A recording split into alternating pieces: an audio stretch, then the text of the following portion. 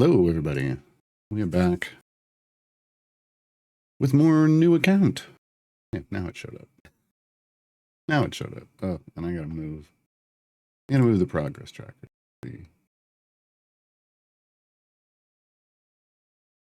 Nope, that isn't it. Come on. There it is. This has got to come back down here. That's not what that's supposed to be. This is Cora's birthday gift. That is not. Why? Why do you do this to me? Throne. Trying to update the throne stuff, but obviously, give me a second, folks. Integrations. This one.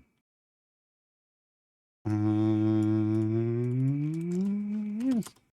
Here, we'll just make it that. Is that better? There we go. All right. We're back with the new account. Day 14. I don't even understand what we're doing anymore. It's like a different game. It's a different game. I've been doing new account runs for 8 years. At least one a year for 8 years, sometimes 2. This is the strangest journey we've ever been on. It's just everything is so accelerated, and well, no, the acquiring of champions is accelerated, and that throws off everything. So we're gonna deal with some of that today. Hello, Maskinak, Delcoon, J-Dog, Atraylan, Sergeant, Shevik, hello, Ethel, hello, Strathamel, a 12-sided guy. Also, thank you for the follows to Zhang Musin, Hoshdi. There's a bunch of people that followed over the weekend. Thanks. When I wasn't streaming. Tails was a game changer. It was Artemissive. Yeah, literally. Hey, Xenofun. Hello, Xeomox. Prava Marco, 5 steps across the quad. Nice. Tails and Hank are the 2 differences making this different than your last playthrough. Oh, yeah, massively. I mean, we had Hank. Oh, no, we didn't have it really. Yeah, so it's Hank. Yeah, because last time we did, I don't think we had Hank. I think it was just Eliwick and Diana. And that was a big difference. Well, it was Eliwick, Diana, and the Apothecary felt like just a much smoother early game. But now with Hank and Tails, it's Hank Tails, woo! Sergeant's 10 steps across the quad. Almost across. I don't think that's almost across. I don't think we have delineated how big the quad is yet. And for those of you who are like, what are you talking about? Twitch does this silly thing called watch streaks, which I want to be clear. I appreciate that there are people who show up for all of my streams. I really do. I'm grateful for that. But I don't. Twitch's implementation so it makes people, it can imply that, oh, you'll feel bad if you lose your streak or something. I don't want you to feel bad if you miss a day. It's okay.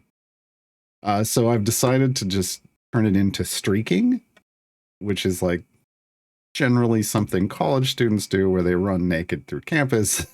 So this is the quad. On campus, people are running across the quad naked. That's what I've decided this is. Because that's the only I gotta just make it silly, right? G-Patch Gaming says I started playing last day of the Epic Deal where you got Nixie, and I'm at 50 champs this morning. Wow. After getting a Zaka and Dragon Bait. Wow. Yeah.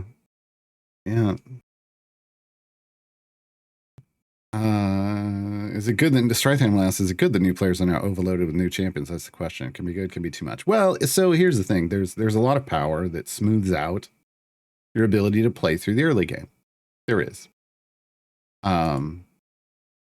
If you go to Tails. I mean, not all new players are going to know that there's all this power sitting there. So there is a lot of power, but I think people then worry about getting gear for them. You don't really have to. I mean, we showed that you can just with with ungeared champions from Tails, we were rocking through the game.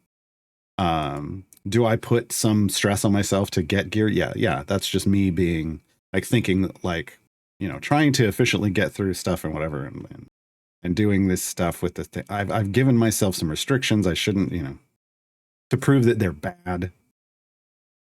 It's frustrating me. I am purposely making the game more frustrating to myself. While telling new players not to do what I'm doing, because they shouldn't hold on to their chests, right? But yeah. Can we ask questions? Yeah, absolutely. That's kind of one of the reasons I'm here. I've got to figure out what we're doing today. I got to remember what we're doing today. I think we were doing it. You know what? Hold on. We were on our way to Azaka, but we were gonna do something else today. I think we were gonna time it. Yeah, we're 24:30 on the way to Azaka. We were gonna hop into a time gate so that we could unlock Straw. Oh no, split the party. We're trying to split the party. That's what we're trying to do. Like, there's so much that's been going on because we're almost to Strahd. You get 40 champs. Strahd needs 40 champions. We've met all his other requirements, and we're at 39. So we're gonna hit 40, I believe, 40 and split the party at the same time. No, we didn't time that right. I need to get a seat 6 and a seat 12, and we were working towards Azaka. We did so we need to time gate. Yes, we're doing a time gate. Time gating is 6. I'm gonna time gate Shandy. Slept for 2 days and I've forgotten everything we were doing. The reality of this, folks. There she is. Here we go. We're gonna get this started, and then I will get to the questions. I swear. That's what. I'm gonna snooze that and so we can get settled in here.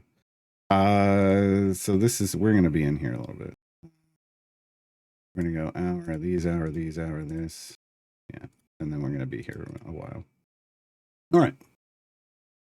Let me go back. Ziamox asks, I want to better understand the familiars. Do we just need 7 and that's enough? Doesn't matter which ones. How many you need is really up to what you're trying to do. It doesn't matter which ones you get, though. That part is correct. Because they all do the same thing. They all just click. They're all going to click no matter where I put them. I can put them out here in the field. I can put them down here. Like, this was going to click my stuff over here for me. I can put them on a champion. It'll level them up automatically. Like, anywhere there's one of these little white boxes, which is all the way down here, even up here, and even in here, it will automatically click for you. That is one half of the, like, one part of automation features. Like, familiars cover one part of automation, which is clicking on things in all over the screen. And the other half of automation is currently handled by your Modron core once you get one. So it can load in a formation, or it can set a formation, specializations, feats, and stuff based off what you're doing. It can't put the champions on the field. That's what familiars do.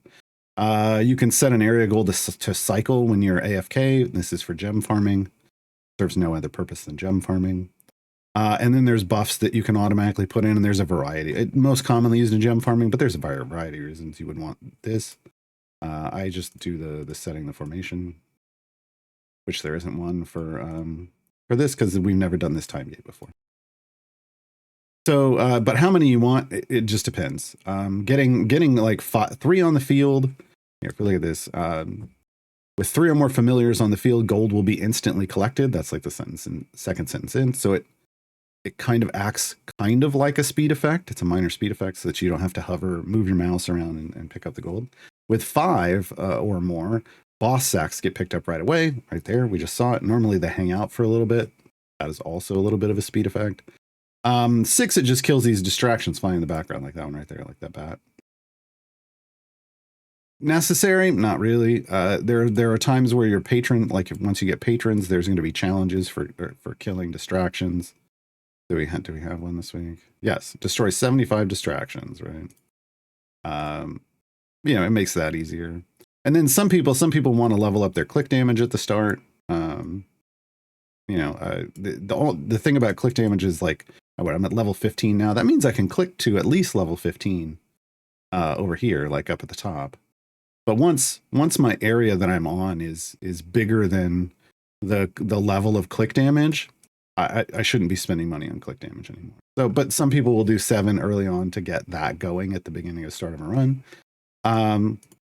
Later on, heavier automation kicks in, like a 10 champion formation might have 6 on the field, 1 on each of the champions, so that you can fully just AFK it. And you might even have some, so there's 16, you might even have more on the ultimates. And then that's just one party, and then you can have up to 4 parties. Like, so how many familiars end up needing is kind of up to what you're trying to do via automation. Yeah. Dmox, thank you for the follows. You can recover. JDog says you can recover your watch streak by watching a VOD within 24 hours. Oh, interesting. I don't, you don't have to do that, but whatever. All right, let's throw some champion. I'll level them up. Hey. All right. Artemis says Hank came out near the end of the last one, probably.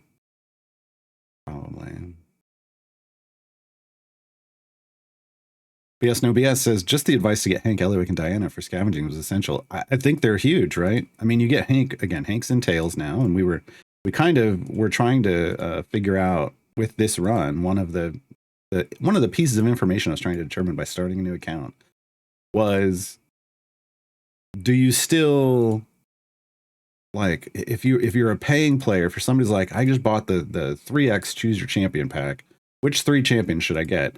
Do you still just get Hank? Because because the advice had been Hank, Eliwick, and Diana, like in that order. Those are the first 3 champions you really want to chase. Well, they put Hank in Tails. So I was like, do we really want to tell people to just get Hank with a contract? And the answer is no. You get to Tails real quick.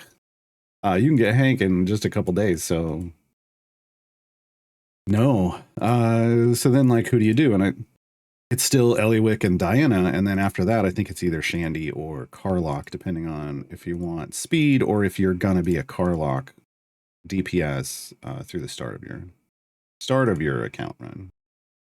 She's just a really strong, easy to use damage dealer that later on could also become a support, right? Makes her nice. Mangaloid says, new player here, welcome to the community. Thanks for all the guides. Had to restart to get the Dark Urge party pack after a week of grinding. Didn't start on Epic Games, used the Google Play Store. Oh, so you just switched to Epic, and that's cool. Some people will do that. The giveaways go around to different places, but Epic and Steam and Xbox seem to be the common ones lately. Other places don't really get them often, if ever.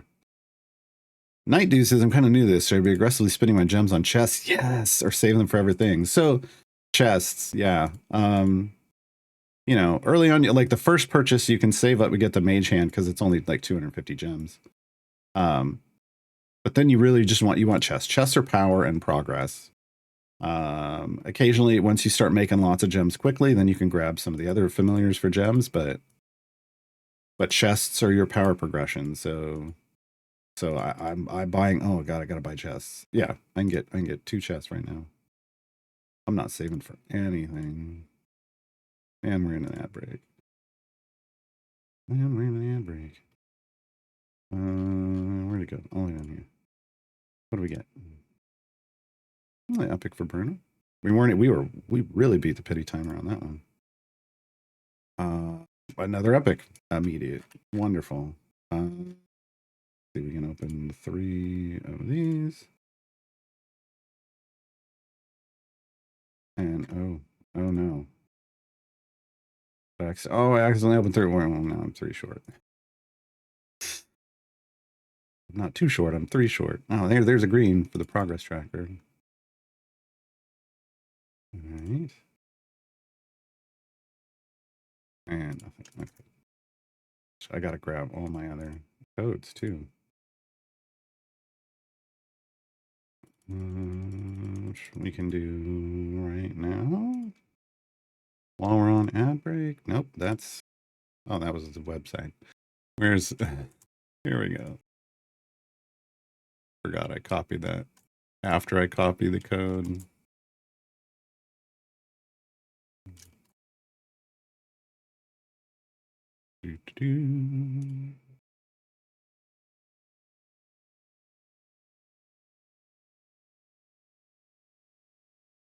Weekend codes, weekend codes.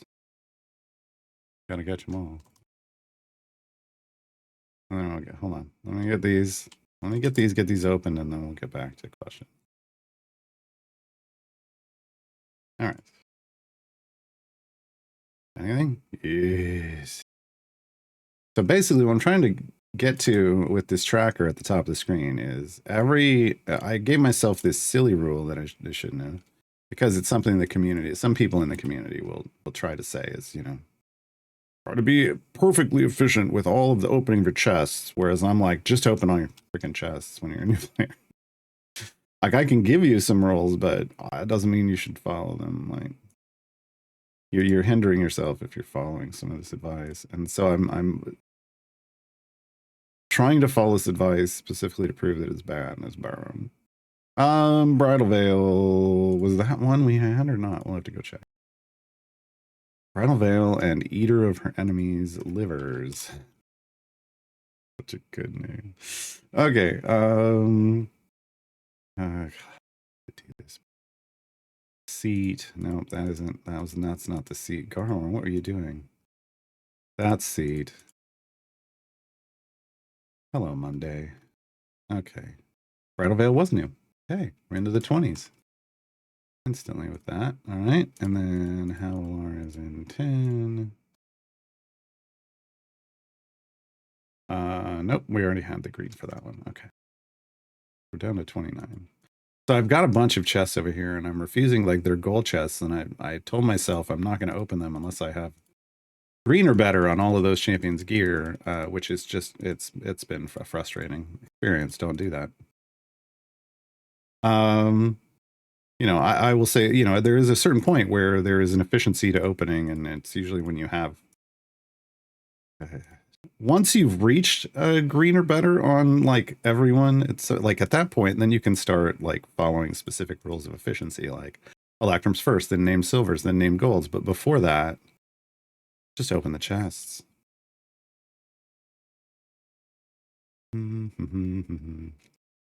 Our Demissive says, over the weekend, I found out that apparently epic item level 588 on Freely is enough to reliably break Bud.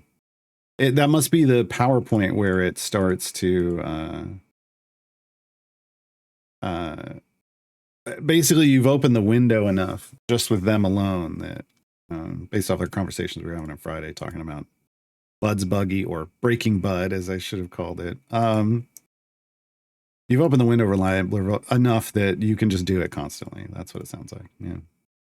Makes sense to me.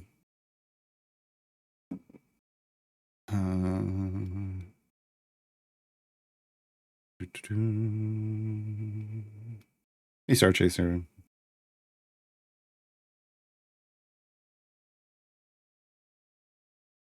BS NoBS says, took me a while to realize that with chests,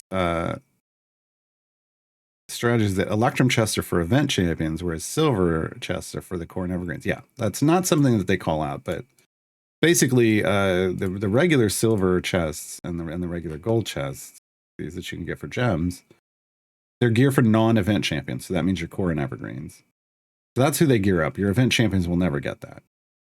And so once you can get your core and evergreens geared up to blue or better, which we did pretty quickly at the start of this account, then all your Electrums are really just dumping on event champions, which is what you want, because Electrums those will go to any champion you own. So you're trying to remove them from trying to remove your core and event champions from that pool as quickly as possible, so that you can gear up your... oh man, why is this not saving? You can gear up your event champions better, quicker, more efficiently. Why isn't this? This should have been weird. We finally hit soft cap, cleared the soft cap, unlocked all 4 feat slots, and now the game isn't necessarily saving our decisions the way we would like.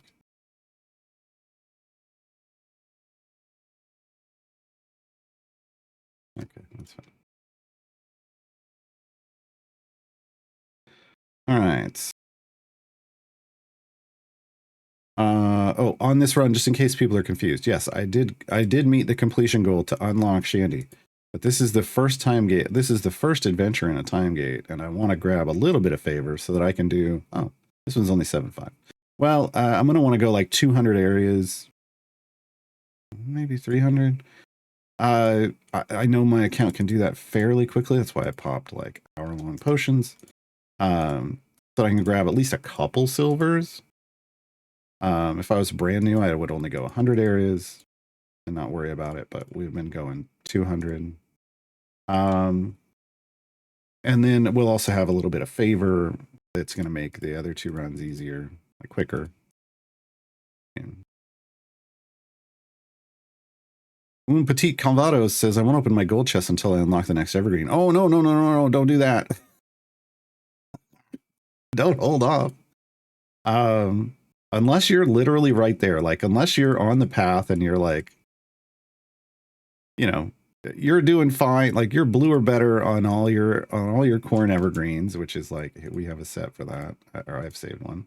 So unless you're looking like this, like blue or better on all your, once you're here, and you're chasing one, like we're what 6-7 variants away from Azaka, you could choose then to save, but until then you want to keep opening those chests, because those chests have potions and contracts in that you want. Man, if I ran out of potions, I'd be real sad. So, you know, I mean, even if they give me stuff that I don't like these, I can, you know, I can distill like one or some of these and I can turn them into things that I do like. Later with these reagents, I can turn them into speed potions. We're getting close to the ability for me at 1094. Is it 1440? Yes, yeah, we're getting real close to building our first legendary potion. Which, of course, will be a speed potion. I mean, what else would I make? Anyone else been having issues with background parties breaking, not making progress? I don't really use them, so I wouldn't know.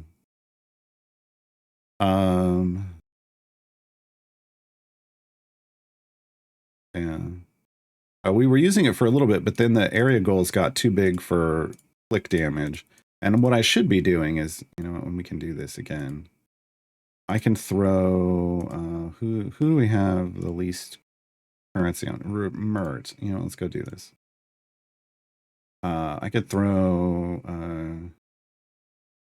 should have taken familiars out of that party. Oops. So I come over to Mad Wizard. I want to activate Mert. I'm going to go to Mad Wizard. I'm going to come in here. I'm not going to level Bruner up, but I'm going to steal 2 familiars. Let's steal you and you. I'm going to put 1 out here. I'm going to put 1 down here. And then I'm going to go back to the main party. And Bruner will get me a little bit of progress now towards these patron challenges. See, we're already killing some fiends. Also, just completing areas in a free play will earn me some ruby coins, and I'll be getting some gems in the background. It's not a gem farm. I call it a gem trickle because you're really not getting enough to consider it a farm. But early on, like, you welcome the trickle. Ew. But you know, every little bit helps, as Hank would say.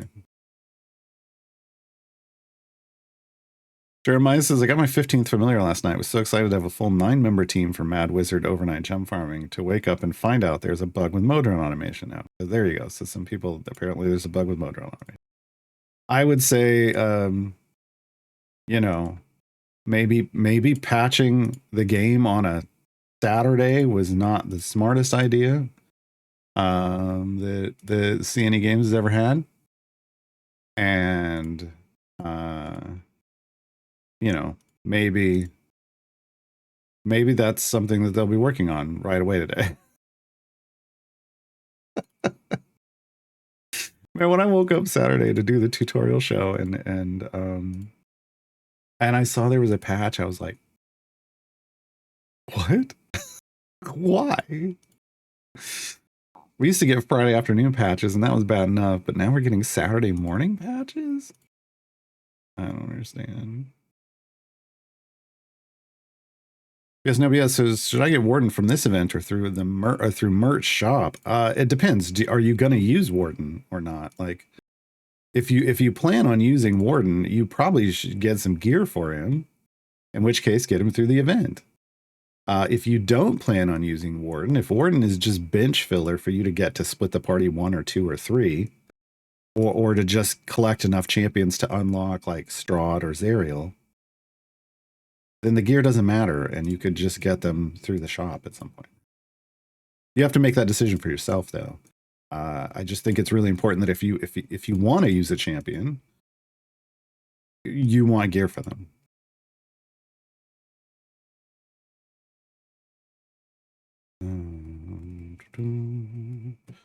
Luckily, Carlock happens to be a Christmas gift. Yeah, I mean, they're giving away Carlock and Hank with a code right now, but was it Carlock and Hank? I don't think it was.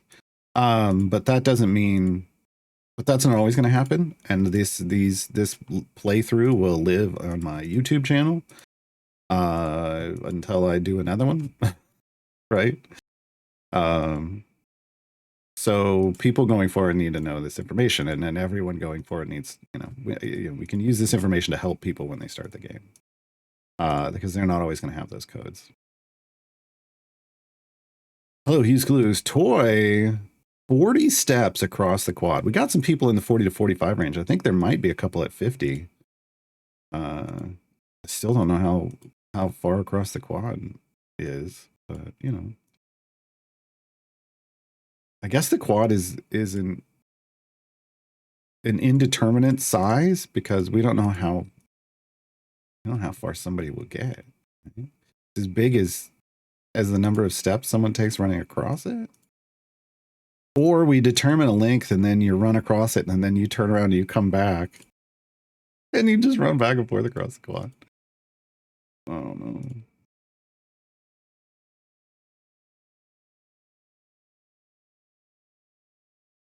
I don't get an ad break. It's just I know when the ad break happens. Like, see, we have a little timer up there. It's supposed to happen on that timer, which is why we have the timer. So when it happens, I try not to continue answering questions because then people miss the answer. And it's 90 seconds. Every 30 minutes is 90. It should be every 30 minutes is 90 seconds of ad. Is the way it should work. But that doesn't mean that's how it works. J-Dog asks, does the schedule saying the tutorial show is good this Saturday is Garber's Guide to Basic Gem Farming? Does that imply that there will be an advanced version later? No. It's just what I don't want is people coming in going, so are you covering Briv today? And it's like, hell no. So basic gem farming has nothing to do with Briv. Briv is advanced gem farming. So I'm trying to make it clear in the title that no, we're not covering all that. Hey, we defeated 5,000 bosses. Altheus, thank you for the follow.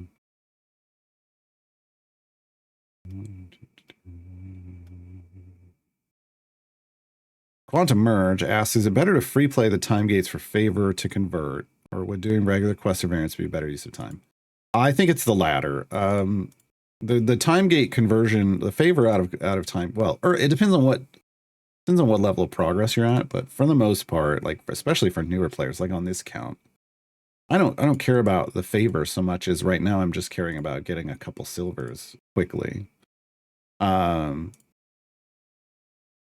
The favor conversion is small from time gates. It's for every order of magnitude of favor, which is the number after the E. So we have 4 orders of magnitude.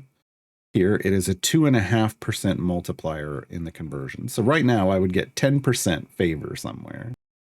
Like, so if I went over to Torm where I have 7E25, I would get 10% of a boost there, which is feels like a rounding error, right? So, you know, until you can get, you know, later on in the game, you can move through, you know, a couple thousand levels real quickly. And so it's really easy to just then, sure, go all the way, do a little dirty farm along the way real quick, grab a bunch of favor, convert it. Sure. But you don't even do it in a free play. You do it in one of these base adventures. Like you do this first base adventure, you get a base of favor here. Second one, you go all the way to 2,500, or maybe you go to 2,500 in both of them, because people with enough power can go all the way, you know, can go 2,000 plus areas even without favor. You do that, and you do it again with speed, with, you know, speed champions, speed potions. If you can do that super fast, then people do that to convert. But that's a high power level. That's like late game and beyond type of stuff.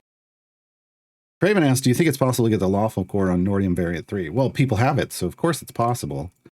I think what you want to ask, is it possible for a newer player to do it? And the answer is no, of course not. Tier 3 is not for newer players or even early game players. It's for people who have a lot of power and are in the mid game, like in terms of power level.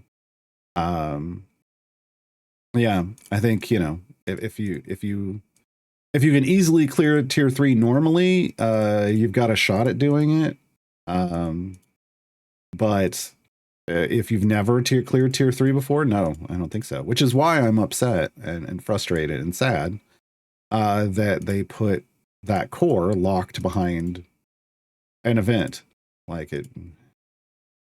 it's people are going to feel real frustrated that they weren't able to get it, and that even if they were just shy of it, like that they're not going to be able to get it until Nordum is in an event again. And that's, yeah, that was a bad decision on CNE's part.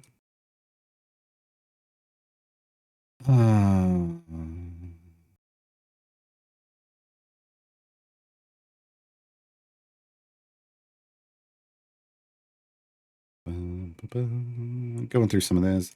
Pro Gamer asks, are there other scavenger champions than utility scavenger? Wow, that's a broader term.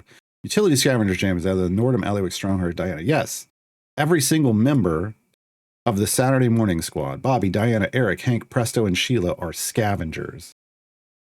They all scavenge something. Hank and Sheila are the I think the two top ones to get right away. Hank is time gate pieces, Sheila is electrum chests. After that, Bobby would be next on that list. He scavenges scales of Tiamat, which are used to create legendary effects. Not super important early, but they're huge mid-game and beyond. The others, meh. Outside of them, Strongheart scavenges event tokens. Event tokens are what you use to buy gear packs for event champions during an event. That's your total here. They also come from bounty contracts. So Strongheart on that list. Utility is a broad term. I mean, Nordum's utility. I mean, what you're saying in this is that you think Nordum has utility in leveling Modron cores. And I would argue early on, no, he does not. No, he does not. And I know it's frustrating to hear. It's frustrating for me to say. But Diana is in the same seat as Nordum, and Diana is more useful early on for leveling your Modron core than Nordum is. Diana just speeds your game progress up more than Nordum gives you bonus stuff. So for equal levels, for equal item levels, they're not really great. But Nordum in this event, it could be coming out with a couple hundred item levels, right? Depending on your progress in the variants. And you know, 100, maybe have 100 item levels. And then he might be better. Like, it's hard to say. But Nordum's usually like, you know, you have to have decent gear on him and hundreds and hundreds, if not thousands, of item levels for him to really be dominant in leveling Modron cores up. Utility like that, like there's lots of, I mean, there are like that. Like that's the only one that's going to help you level your Modron core. That's the only kind of utility there. Finn exists in seat 6. Finn can help you give you extra credit over here on these patron chores. So as long as Finn is in any party, that's F-E-N, Finn. She can either cut the amount of work you have to do in half. So she could take this by base. She could make this 500 beans instead of 1,000. Basically, she gives you double credit for everything. With a feat, she can give you quadruple credit. So she could take it down to 250. So she can help you do your chores faster, basically. That kind of utility. Outside that, speed champions are the utility, right? In a variety of ways. There's some champions, like there's a champion called Ishii who can give herself item levels. She's not a scavenger, but she will take gear from bosses that she kills and use it to upgrade her own equipment. She'll feed herself item levels, but it really only works in a background party, sadly. Yeah, I don't know. I mean, so there's a lot of utility is a really a broad term, but there's some ideas. But all the Saturday Morning Squad are scavengers plus Strongheart. That's it currently.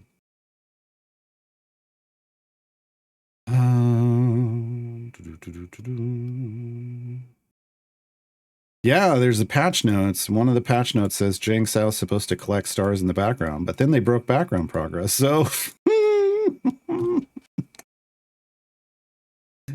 oh, it feels bad. Feels bad. Yeah.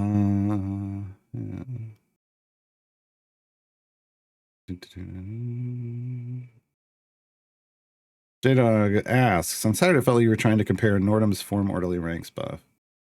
Compare it to what? Some way that the base effect differs since the rework? I swear the original Nordum buffed lawful with form orderly ranks. That was the orderly part. I have no way to prove that now because I already updated his guide. You can go back and find the original blog post and probably say it on that, but I'm pretty sure the original Nordum buffed lawful champions. I could be wrong. I didn't use Nordum because Nordum was garbage. He wasn't somebody whose abilities were, you know, super hard coded into my brain.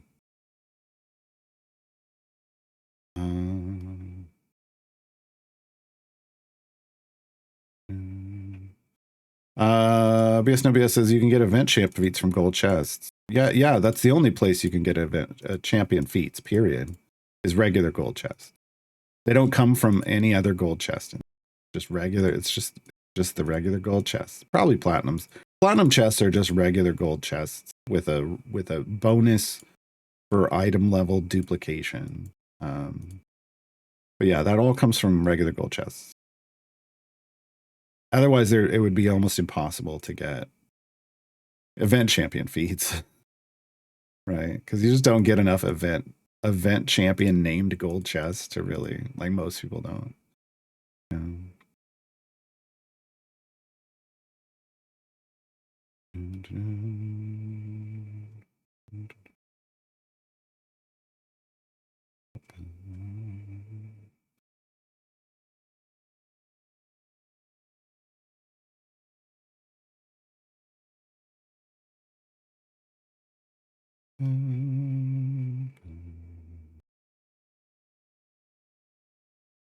Hold on, folks. Just trying to catch up in chat. Apparently, there's potentially server issues going on. I haven't run into them yet, but maybe. Joy says, I like to think I've made it to the cafeteria now, heading back to my first class of the day. Oh, naked? Woof.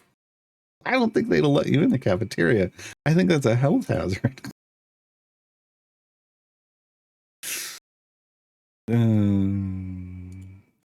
Lee says, I just got split the party 3. Nice. I'm close to getting 0, but I'm sitting on a bunch of time gate pieces because I have no idea who I should be getting. I mean, again, the speed champions to build a speed farm around, not just all the speed champions. And then, you know, round out a pushing group. If you feel like you're not sure who you want your pushing group to be yet, then you can kind of leave that for the moment and then look to gem farm or gold farming, like a gold farm group, right? Because that's something you'll have to have eventually too.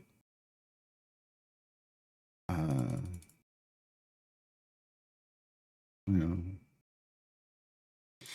Also, you know, if you get into certain patrons and you're like, wow, I don't really have good strong champions, you could try to figure out who qualifies for that patron that's strong, so that you have that available in certain bench seats where maybe you don't have a good option.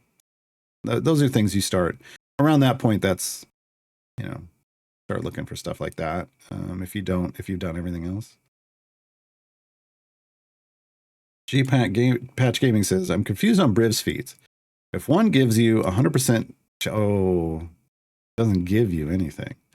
If one gives you, this is the problem. If one feat gives you 100% to skip X amount of areas, why would they also have one where he's guaranteed to skip a different amount of areas? Isn't that the same thing? Okay. I guess we're going for 300. We're still cruising right along and not having any issues. This is good. This is why we haven't done a time gate in a while, so I wasn't sure how quickly we'd be able to get through it with 0 favor. And this is doing pretty good. Just got a time gate piece. Okay, Briv's feats. So Briv has a bunch of feats that relate to his unnatural haste. So here's the first one. It's called Wasting Haste. Caps Briv's unnatural haste ability at 100% chance to skip 4 areas. Now I'm gonna be real specific about this. I'm gonna explain what all of this means, so this should help clear the understanding. First thing is it says caps. It doesn't say sets. Right? So it's not giving you, like you put in your thing, 100% chance to skip 4 areas. It's capping you at 100% chance to skip 4 areas. Right now, my percent to skip, where my overall unnatural haste is 27.5% chance to just skip a single area. So this feat right now does nothing for me. But if I were at 100% chance to skip 4 areas and 5% chance to skip 5, right? Because that basically means I'm at like a 5% chance to skip 5 means I'm guaranteed to skip 4, right? And you can do this by leveling it up enough. This feat would cap me at 4 and make it 4 flat. So why? Why would this feat exist? Why would you want to cap a stat? Briv is a very unique champion in the way his speed works, where he jumps areas. Obviously, you know, when you just, hey, it triggers off every now and then, and you jump over an area completely. Like if it triggers right now, we would go from 293 to 295. We wouldn't even do 294, right? When you get to 4 jumps, that means you complete area 1 and you jump to area 6. You jump the boss completely. It means you don't have to deal with fighting it, but you still get the boss bag and all the gems inside. And this is what makes Briv one of the best late game and beyond speed gem farming champions, because you get to that point and you save time, so much time, by just jumping over every boss. If you have and at a perfect 4, it does it. If you have an imperfect number, you will eventually land on a boss, and that's bad. It slows you down. And we went into the ad break, so I'm going to pause here. Station identification, and also for leveling, because we're dying. And I don't want to stop. No, we might have to stop. What did, oh, it's Eliwick. I'm like, what is killing us? It's Eliwick. She's got flames cards for days. I never noticed. Get rid of them. Now we're better. Look at that. And we were able to go just fine. Able to go just fine.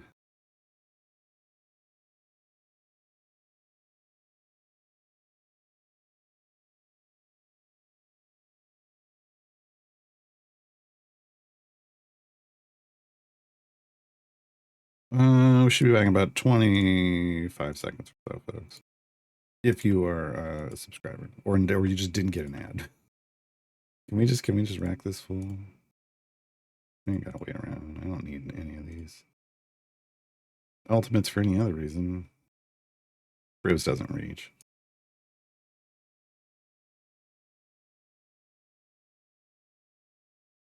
Come on.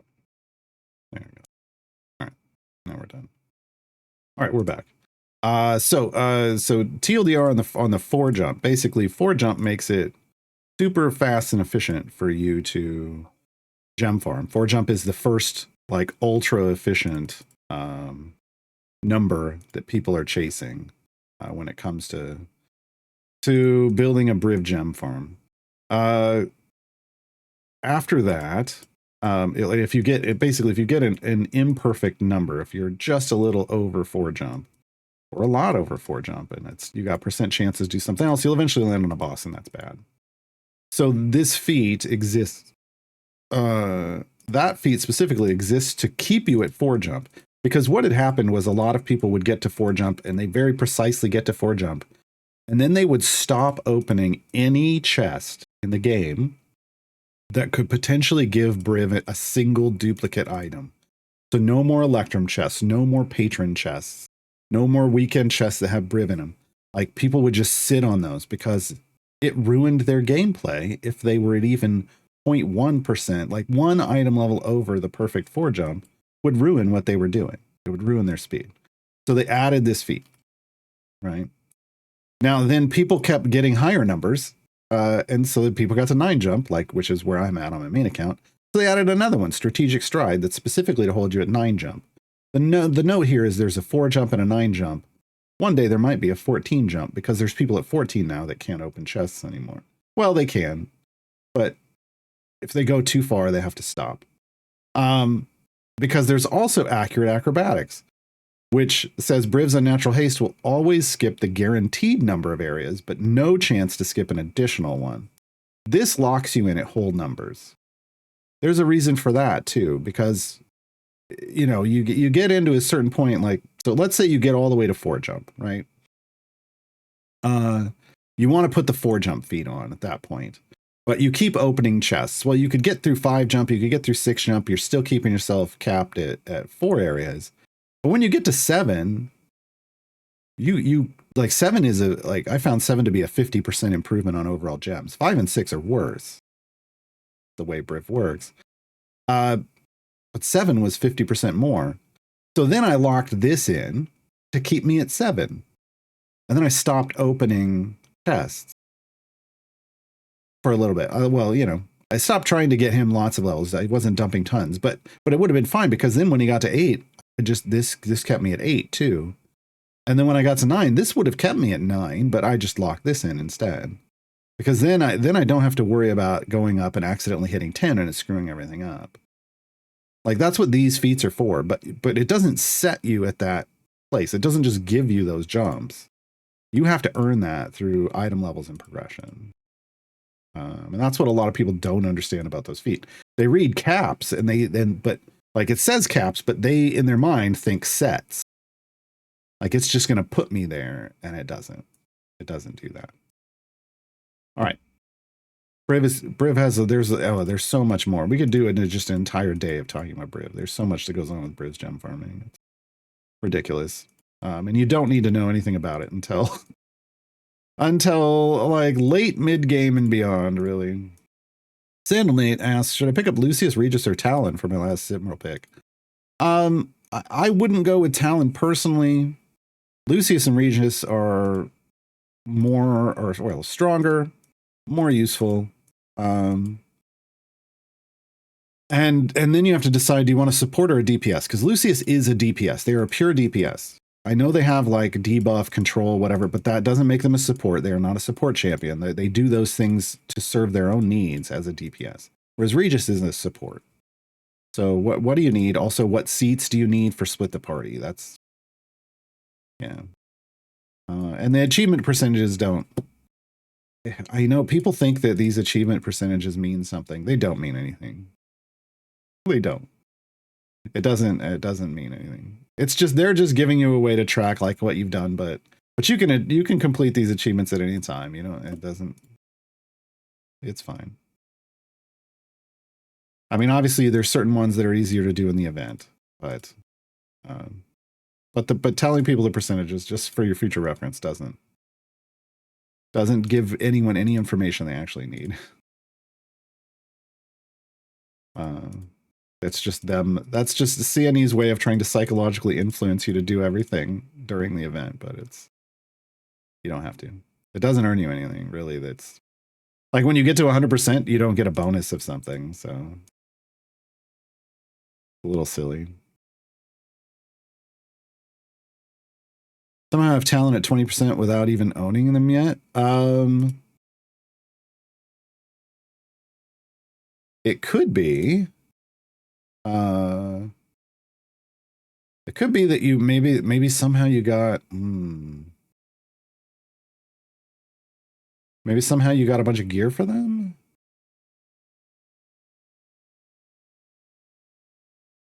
Yeah, that's the only thing I can think of. There are times when you'll get named chests for champions that you don't own yet, but yeah, I don't know. That's confusing.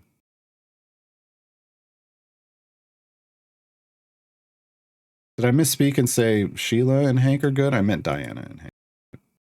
Yeah, I don't remember. I don't remember saying it the wrong way, but I very well might have.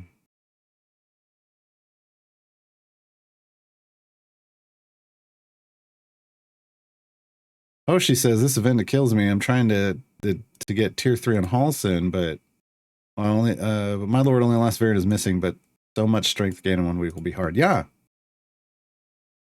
Yeah. Yeah. Tier 3 is when things get really rough. Because it's requiring a level of power progress for your account that is detached, like requires things that aren't just favor. Right. They aren't just favor or even gear for champions. It requires so much more power from other places. So yeah, it'd be real hard.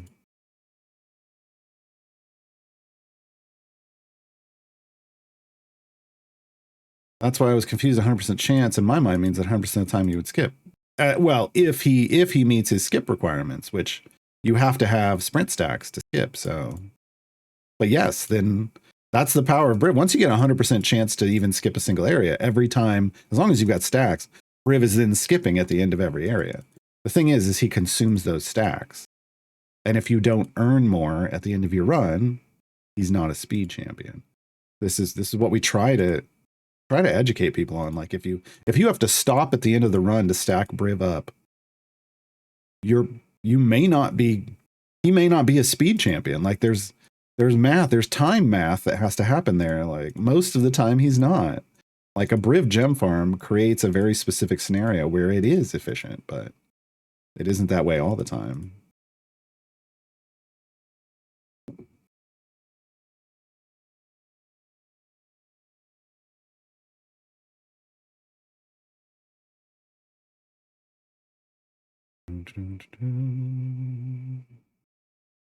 Hoshti, just Strongheart reset after every event. 0 scavengers reset ever. No, there is text in all the scavengers' abilities that describes how their cap goes up every single day. There is no reset. Oh, you know what I forgot? I was like, why is it so quiet? I forgot to turn the music on. I can hear my thoughts in my own head. What's going on? Forgot to turn the music on.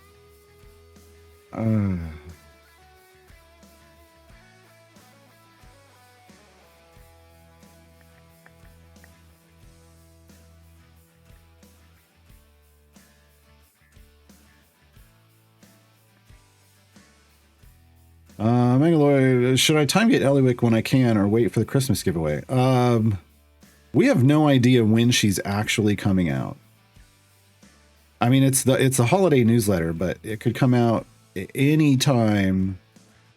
Anytime. It's like a surprise. I don't remember historically what day. You know what? Hold on. Let me see. Let me see if I usually don't delete these. Holiday. Nope. That ain't it. Oh, no, yeah. There we go. Happy Holidays from Idle Champions. This was Silver Bell's Bird Song. When did I get it? December 26th. Let me see if I have any more from this. Let me see.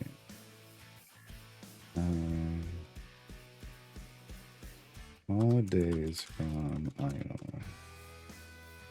Okay. There's one. Here's another one. It looks like the 26th. It looks like historically the 26th. Let me so the last two at least have been the 26th. Let me see. Oh, no. In 2022 it was on the 21st. The last 2 years, the free, like the holiday skin, which if you don't have the champion gives you the champion as well, came out on the 26th. So it was, but there's a chance it could happen earlier. If you, that's 2 weeks away, a week and a half away. The 26th is a week and a half away. That's a long time to be without gems, in my opinion. But if you want to wait, you can. But like in that amount of time, we've taken an account from brand new to this, is what I'm trying to say. I would have rather done that with gems. I would have rather had the gems. So at this point, I'm still like, but I don't know. I would still say just time gate Eliwick. What are you waiting for? Because I think she's, after Hank, she is the second most important champion to pick up in this game as early as possible. But for all I know, they could send the newsletter code out a week from today, but I would still probably go, hey, that was a week worth of gems. Like, there's your information. Do with it what you will. Do with it what you will. I mean, I'm not going to be mad at you. I'm not going to be mad at you if you wait. But I'm also not going to be mad at you if you do it and then tomorrow they send out the newsletter. I'd be like, well, you didn't know. They didn't tell you. You didn't, you know. All right. Dreams of Grandeur? Dreams of Grandeur is probably what it said.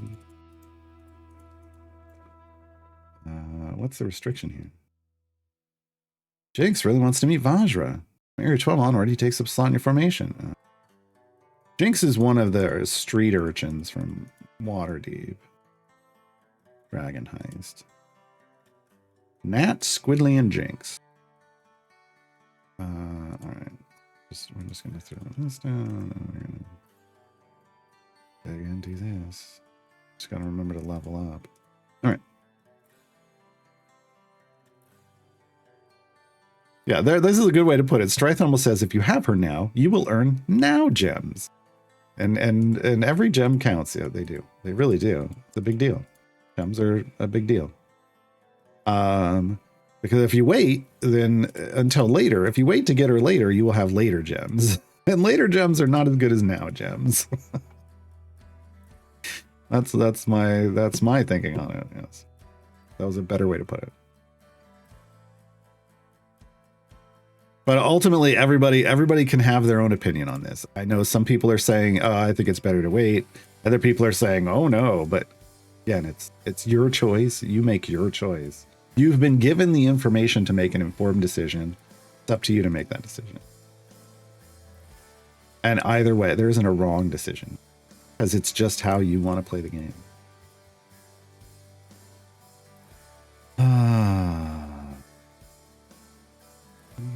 Just Agent says, I got a better loadout for Eliwick than Briv from the chest packs I bought. It happens.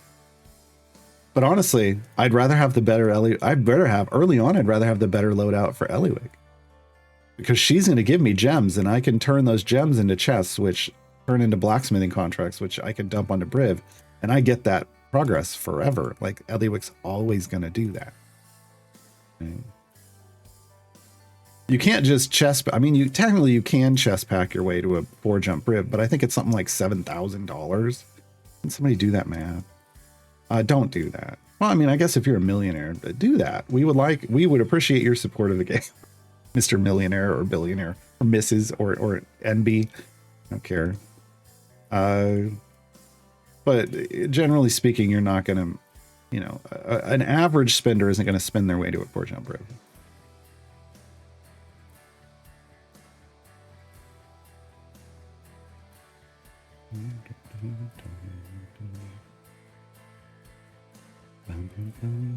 Almost have from the one from Mert, wanted to understand it. So here's the thing. If you're almost to accurate acrobatics from Mert, good. Even if you haven't started your Briv, like if you want a Briv gem farm one day, you want this. Because it makes going, it makes the math when you're starting out, like, okay, you get to a guaranteed 1. You know, you can go over that, but a guaranteed 2, like that actually is better than a fluctuating 1. Guaranteed 3, like you can do the math better and figure out where they're going to land when it's perfect. So this can help you on that journey. If you're nowhere near that though, it's okay to not, you know, like I never used it. You can still get Briv to 4-jump without it, right? And beyond. Hey, we unlocked 40 champions. Oh, you landed where Hank was. How dare you? How dare you?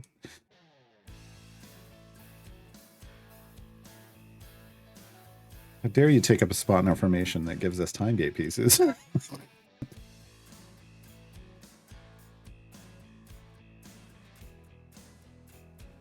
Yeah, at 14, well, I mean, it is millions of number of chests, but here's the thing. Well, I don't think it matters.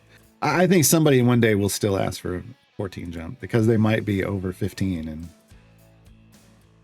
look, that people do some. There isn't anything else to do, folks, at endgame. I want to be clear. I don't fault them for doing it. I'm just never going to do it. I think it's wild. But there isn't anything else to do.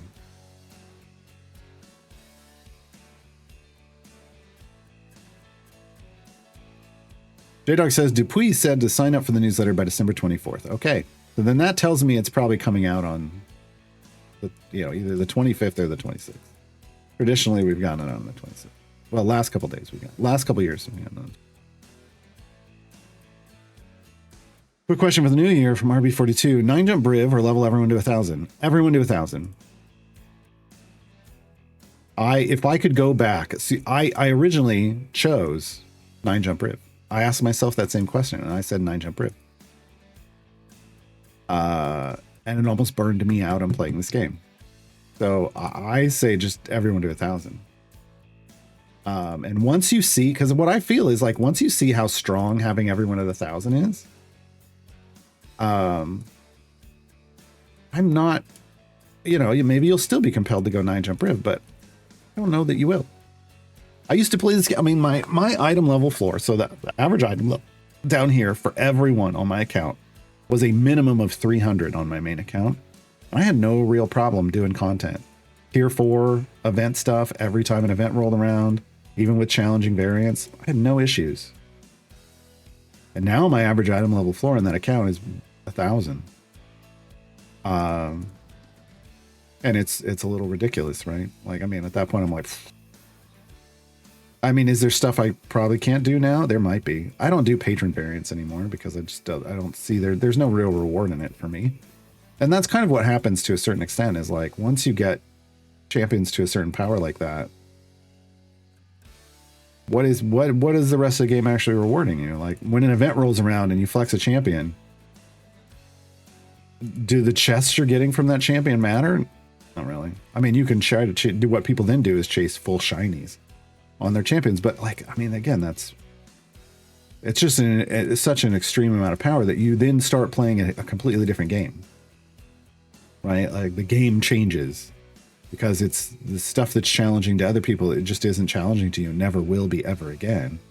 So then you start you have to create your own challenges or you just quit, right?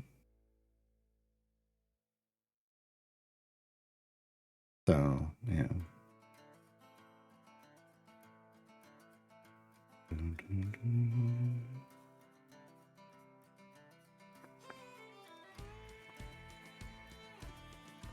Yeah, 9-jump is late game. Yeah. Some people do it like in the mid game, but I think it's late game. I don't see any reason. I don't know. Some people just stop all their progress at a certain point and just gem farm. So I've seen people actually get it in the early game, but they're basically deciding that the game they want to play is gem farming.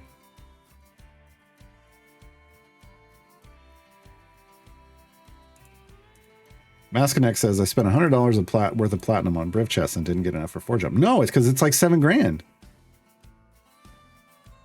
Yeah. T5 Cat says, if $7,000 is less than 1 day of your income, you earn more than $7,000 in a single day. Yes, spend that on Briv. I'm here with you, T5 Cats. I think I would make that recommendation too. Yes, there's someone out there who makes over 7 grand a day. Then please buy your way to a 4 jump Briv.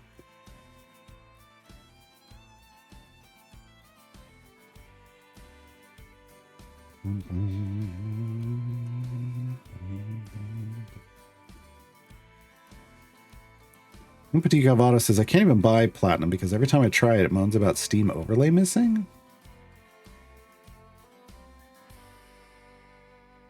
Are you on like Windows 7 or 8 or something? Like they're...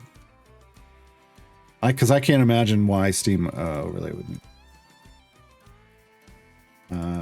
I don't know, the usual thing, you know, turn off the game, turn off Steam, restart everything. I haven't heard of that. I haven't heard of that issue. Windows 11, oh. I'm on Windows 11, I don't have the problem, so I don't know what's going on.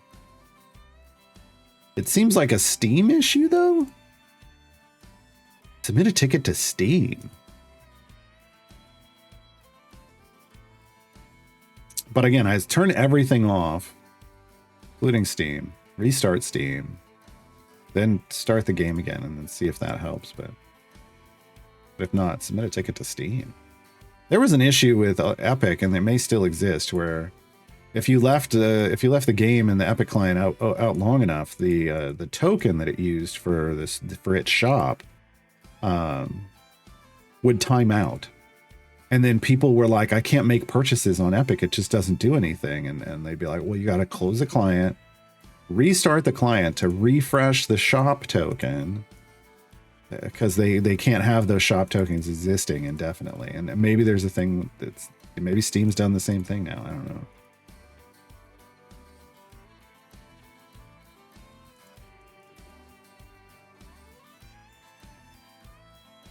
Shevik, you may think you'll always want more Electrum chests, right? Shevik says, I haven't even put in any codes for most of this year. There's a point where Electrum chests, yeah, I mean, there's a point where chests in this game become like, whatever. But you want the chest contents, which is why there's a chest contents option in the notary.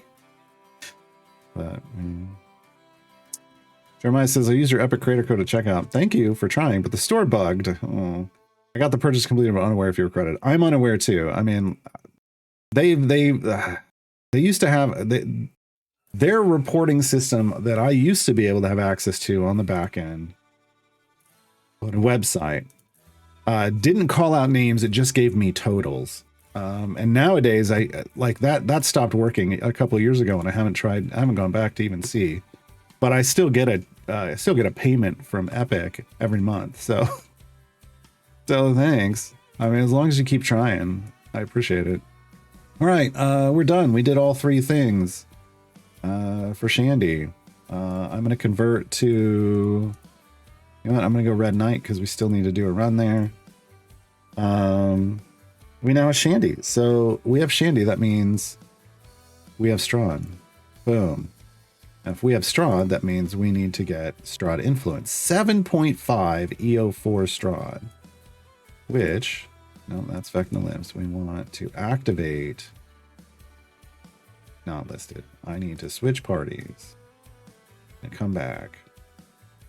We unlocked him, but it just, you have to refresh the game state. That means either closing your client or switching parties. Just for your reference, folks. Okay. Switch back.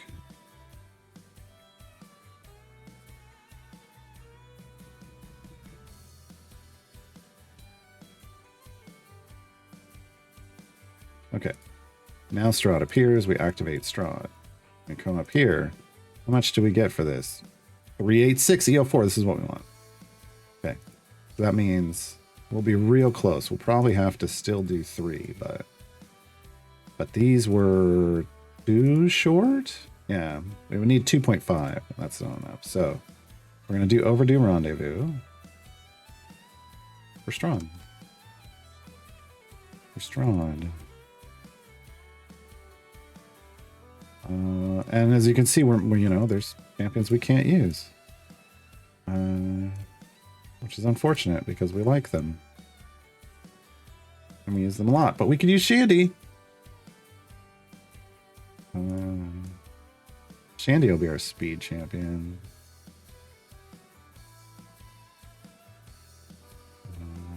Esmeralda's also speed champion, but a different kind. I'll take that.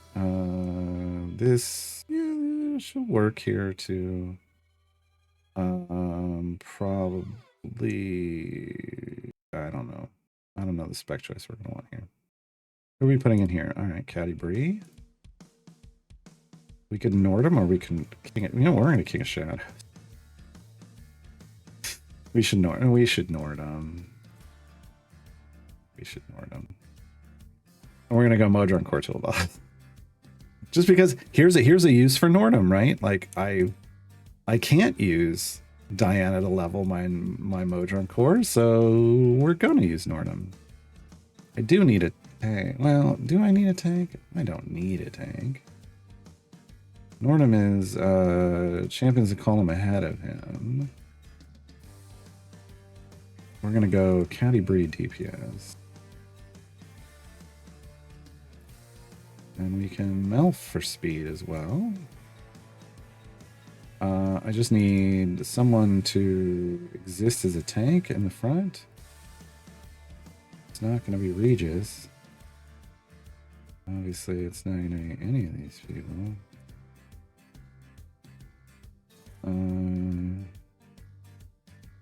You know what? Esmeralda's going to be there, and we're gonna test. We're gonna test the waters. Okay. All right. 15 minutes of speed, 15 minutes of fire breath. Could have just clicked through. I don't know why I used the fire breath potion. All right. Oh, well, actually, it's 15 minutes, 3:25. I could not click through. Never mind. So, actually, mean I shouldn't. There's things I should have done that I didn't. Oops. All right. Okay, back to chat.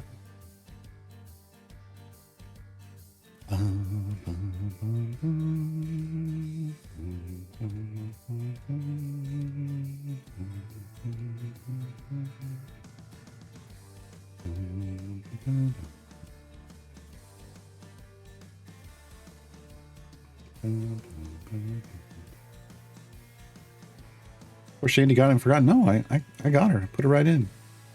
But we have to move on to the next thing. That's the whole point. Oshti asks, how does this Briv farming thing work? I don't get it. If my Briv jumps over a boss, I don't get anything. Yeah, you do. I specifically said that when I was talking about it. I was saying when you jump over a boss, it grabs the bag too and everything in it. That's where your gems are. So we wouldn't be doing it. It confuses me a little when people say this, but Briv gem farming wouldn't be a thing if you didn't get anything when you jumped over the boss, right? So the fact that you're confused about that tells you that it gives something, because otherwise do it. Otherwise it wouldn't be the end all be all gem farm in this game. Where's my Shandy chest? Here we go. Okay. Oh, and now I have a new. Okay, I got a progress tracker. Now we're back up to 35. We got a new event champion. And she didn't get anything. Great. Okay. We can use these now because we unlocked strong. We don't have to sit on those anymore. They were uncomfortable. All right. Electrum chests. What do we got? Nothing. Well, greens. There's a green. 34. And Van Richten's glasses for Esmeralda. Interesting. Was that new? What the hell? Oh, it went to all seeds instead of just one. I just wanted one. It was not. Okay. Okay, we're back to 34.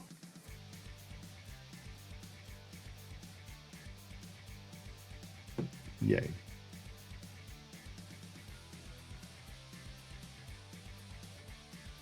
Okay, so how does Briv gem farming work?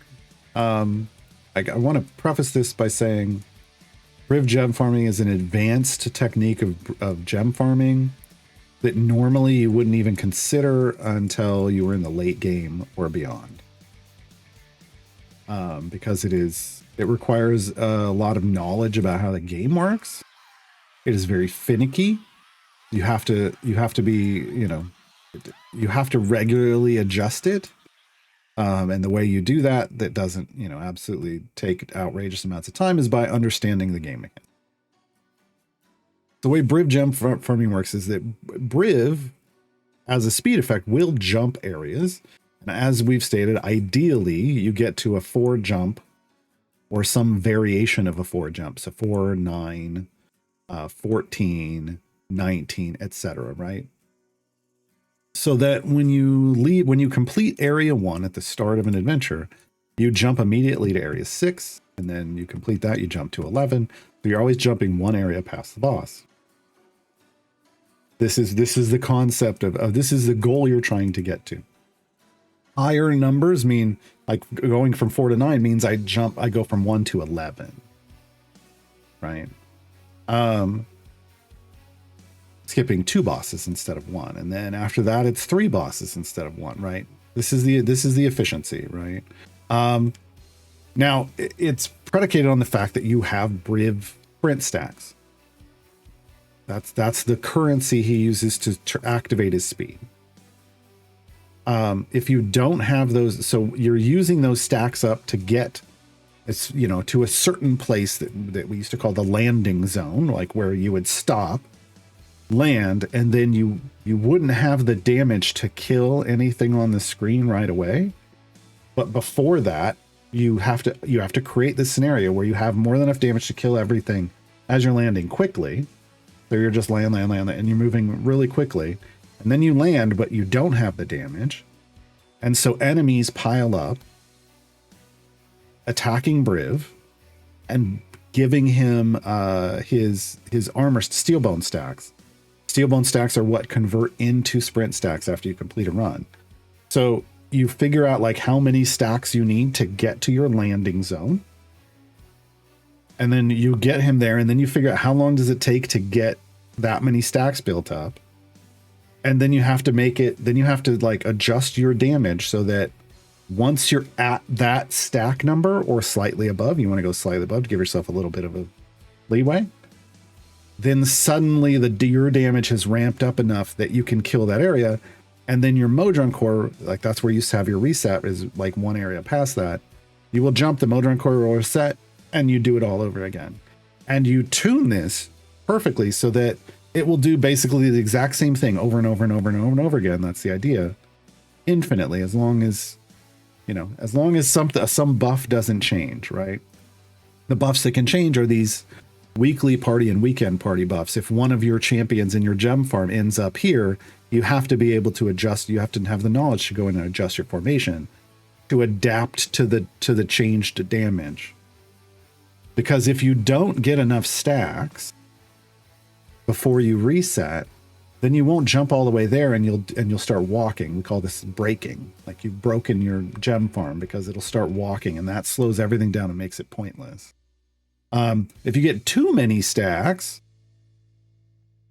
you're leaving gems on the table, right? Like going too slow, another method might be better. Like regular gem farming can generate, like basic gem farming can generate a ton of gems once you level up all your champions, and get them and put them in a right formation and put them somewhere that's efficient. You can earn a lot of gems just from that. There's no need to go near Brev gem farming. You don't have to do it. Plenty of people play this game just fine without it. But if you chase it, it is a level of gem earning that is well beyond that. I am now at 9 jumps. I can, if I leave my, if I set everything up and then leave it running for 24 hours, I earn over 5 million gems per day. I don't need that. There's no need for that, but that's what it does. That's why I'm saying like 9 jump was 4 jump. You know, I earn a couple million gems a day, sure. Like 1 million something gems a day with 4 jump. Yeah, I can do that. But you can get into the higher end of the hundreds of thousands with regular gem farming. So that's the concept is you're trying to get Briv strong enough, but you start by getting all your regular other speed champions strong enough to generate enough contracts for Briv to even get to 4 jump. Briv's 4 jump on a golden epic slot 4. So golden epic, so highest multipliers you can get to make it as easy as possible, still takes 3,626 item levels, which means you've got to have an average roughly around that, which means you're looking at like over 18,000 item levels invested, or maybe 20. I don't know. It's a lot. It isn't necessary, but you can. It didn't look like it was getting stuff while you're watching. It won't, like you'll never see the bag get picked up, but the gems will update. They don't update in real time. They don't update in real time. It's not every time you jump a boss you see it. It's otherwise the game servers would grind to a halt. But it does. I got over 5 million gems on my main account that I got. That tells me that it's working. I'm just sitting on them. I haven't spent them yet. I don't know why. I haven't done anything on my new account since we started this one, or my main account since we started this new one. So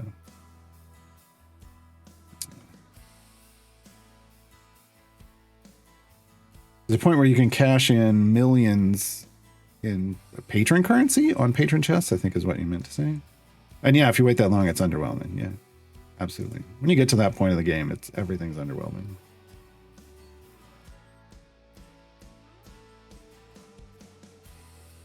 Maskinex says, I understand it. Whether you skip the boss with Briv depends on whether you're doing a free play or not. Correct. When we're talking about gem farming, we're talking about free plays.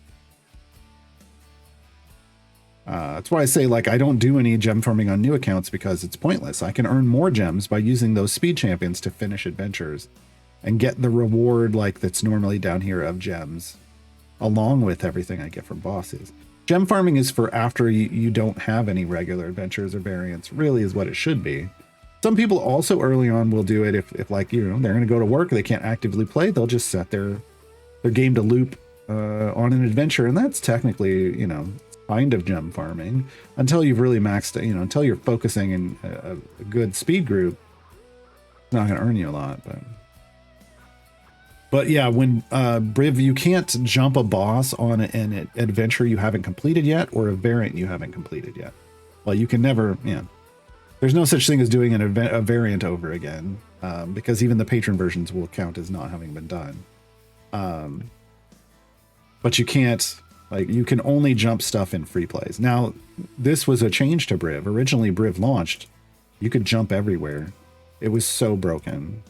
People got mad at me for calling it out as broken. That's how broken it was.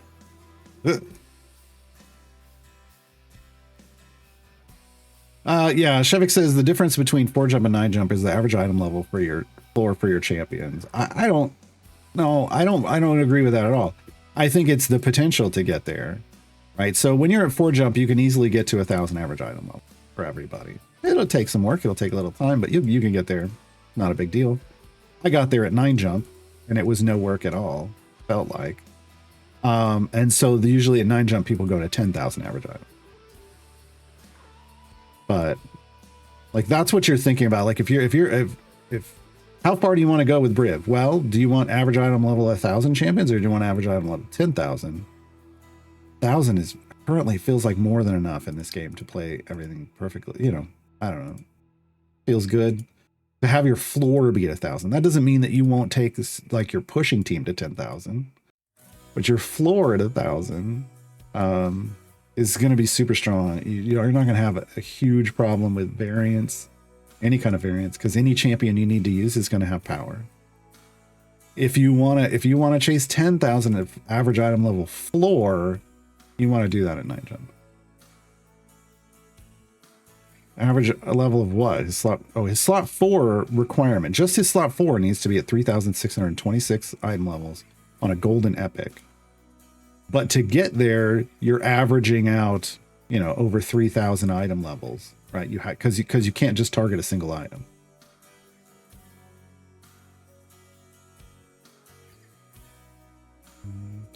Yeah, just agent. We can't transfer anything from account to account, or else every new account would be stacked. I'd be giving it my new account time gate pieces, gems. Like, come on, they don't let you do that.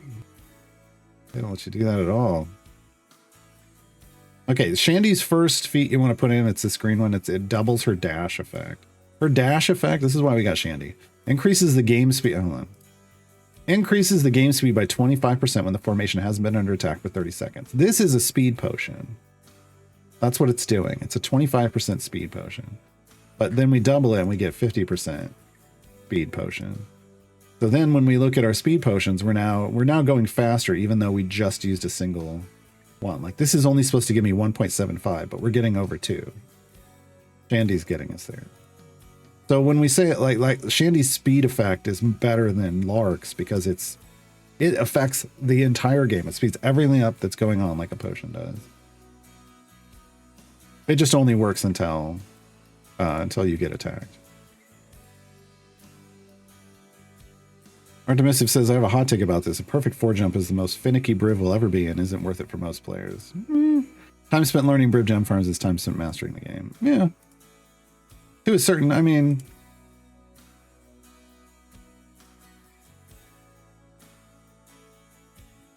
four jump is,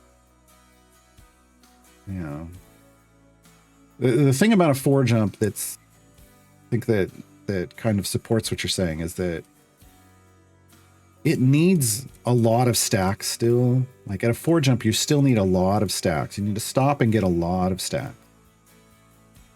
And if it's short, you're screwed. But if it's over, it's like, well, how much over? Like it can be way too over. And then it's like, well, but you could have gotten that gem gain with a regular speed farm if you're leaving too many, you know, if you're making the stat count too high. So it has the, I would almost say it's where you have to learn to tune it. Because once you get to 9 jump, you can be over and it's like, oh, but I'm still, like I can be over and I can still be earning 2-3 million gems a day. I know I could be earning 5 if it was perfect, but then you can be like, still way better than I ever do with a regular gem farm, which is true. But you learn to get that tuning. Ultimately, it's also the most educational experience, right? Because you can learn how to fine tune it there. Yeah. How many gems do I need to get in 4 jump? Oh, yeah, that's a we can't even tell you. I don't know. There's probably an average out there, because what you're then trying to figure out is like how many item levels are you getting from every gold chest you're buying. Which, I mean, out of blacksmithing contracts, which I guess that actually that is probably math you could do. What's the chest contents for 1 gold chest? How many item level? It gives you what, 15 blacksmithing? How many blacksmithing contracts? Somebody knows this. How many blacksmithing contracts? It gives you like the level 1, like the 1 level blacksmithing contracts. How many is 1 chest worth in the notary? Private Marco says 1 gold chest is 1 blacksmithing contract. Really? Okay. So then if we need, okay, so let me do this.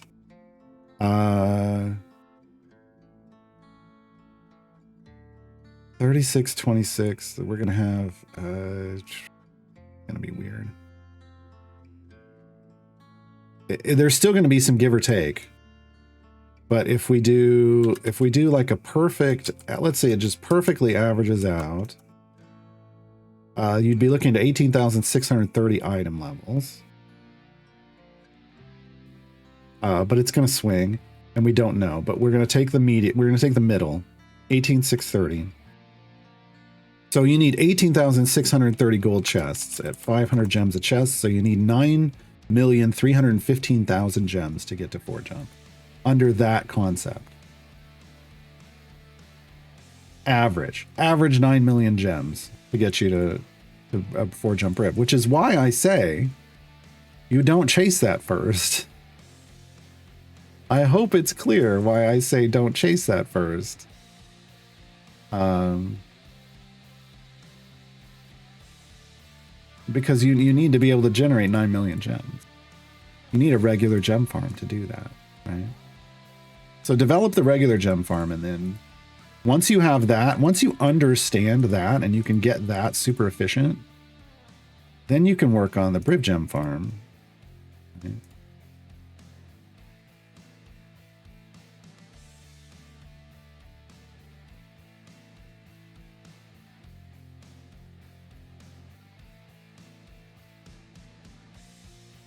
I did the math. It's not 8.5 million. I literally look, I'm gonna do this again. I'm gonna talk through it. I did my work. 3626 is what you need a golden epic, so this is the lowest number of gems it would take. The golden epic. 3626 would be is what he needs for that item. If everything divided perfectly, it's 3626 times 5 plus 500 for his item 6, which is 18,630. That times 500 is 9,315,000 gems. I did my math. Hydrate. Hello, Dance Lover.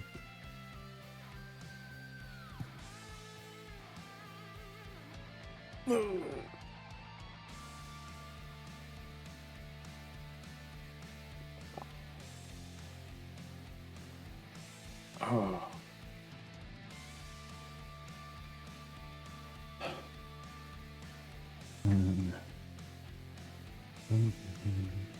But I want to be clear. On my account, I have 120. My Briv slot 4 to get to 9 jump was 127,626.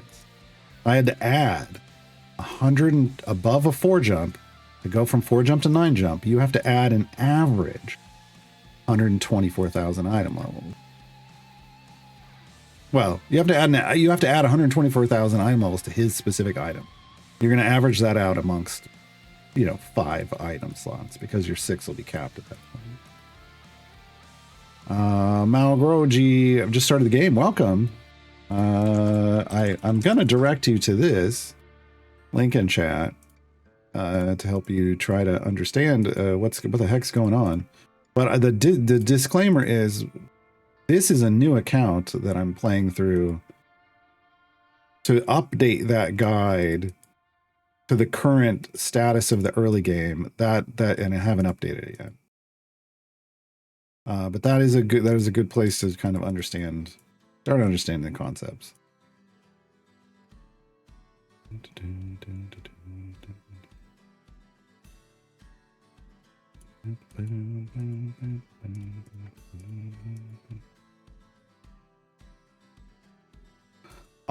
This week's CNE games schedule says Mars tomorrow, Formation Save on Wednesday, Mars' Guiding Hand Thursday morning, Dev Insights in the afternoon, which it'll be the last Dev Insights of the year, and then Without a Hitch gameplay. That's their new game coming out right after that. But then Friday, there's a stream called Without a Griddle. Fridays used to be a stream, a much beloved stream on the Twitch, not this channel, on the Cena Games channel called Griddle Champions, where the pancake art master Lee would make, you've never heard of pancake art, you're probably going, I'm sorry, what? Would make pancakes that looked like champions and other D&D things. And when I say looked like, I don't mean like I don't mean just shit. I mean like you got to see his stuff. Lee Goldberg. He literally makes pictures, paints a picture, but does it with pancake batter. You know, grills them up, and you know, there you go. So without a griddle, maybe Lee's coming back for pancakes. That would be awesome. That would be a Christmas present in itself.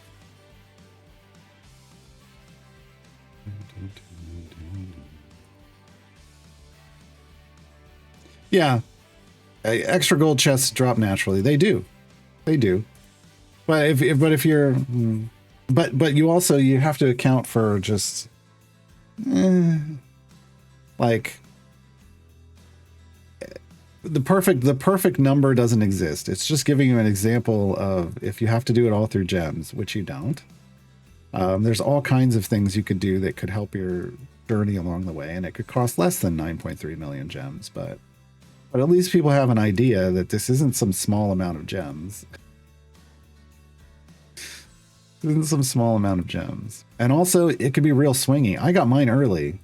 Like, you start opening the contracts, and if you get lucky and they start dropping more on that slot 4, it takes less. Right?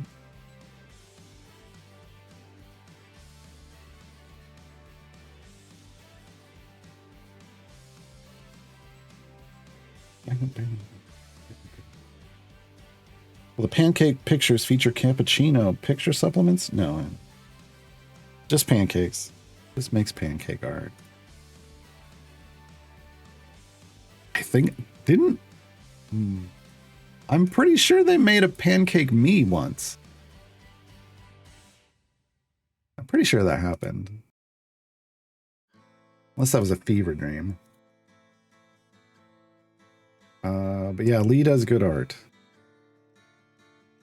And they're edible. The pancakes are edible. He will travel around the country and doing events and stuff where people just get in line and then ask him to do a picture, and he'll pull up an art reference on his phone, and then he'll just start and then hand them a pancake, and then they get to eat it, and it looks like you know, it's real close. I mean, it's not, you know, you're not doing perfect drawn lines, but great. Manadler says, if someone made a pancake me, I'd just flip. Or someone flip you, right? All right, folks, we're doing Overdue Rendezvous, but we're doing for Strahd's Overdue Rendezvous because we're trying to get our...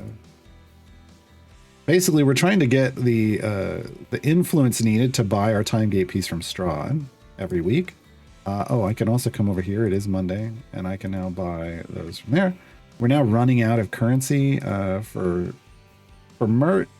We don't have enough for next week's. We got enough for next week's for Vajra. I also didn't. Oh, we're putting this stuff over here. Yeah, hopefully we get a little from this. Oh, that's speaking of Brenner. What are you doing? Probably slow down a bit, huh?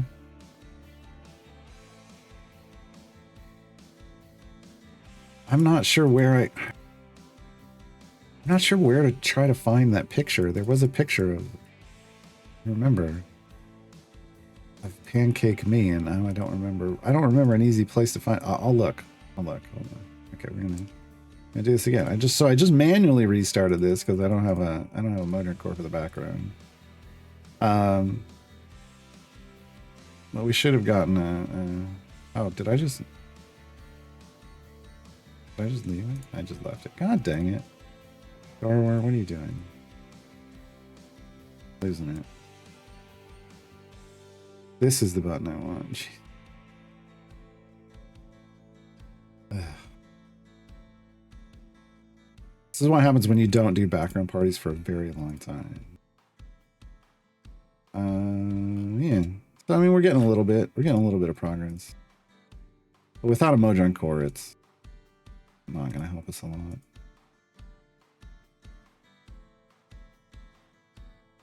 How do you make a Shara DPS champion of the zone in a Strahd challenge? Running her alone? No. She is a DPS champion, so you just have to build it. You can run her alone. I recommend her with a tank in front of her, but you could run her alone. Or you just build a formation with her as your DPS. She is a DPS champion. You can build around her. It's her potpourri spec. For her first spec choice.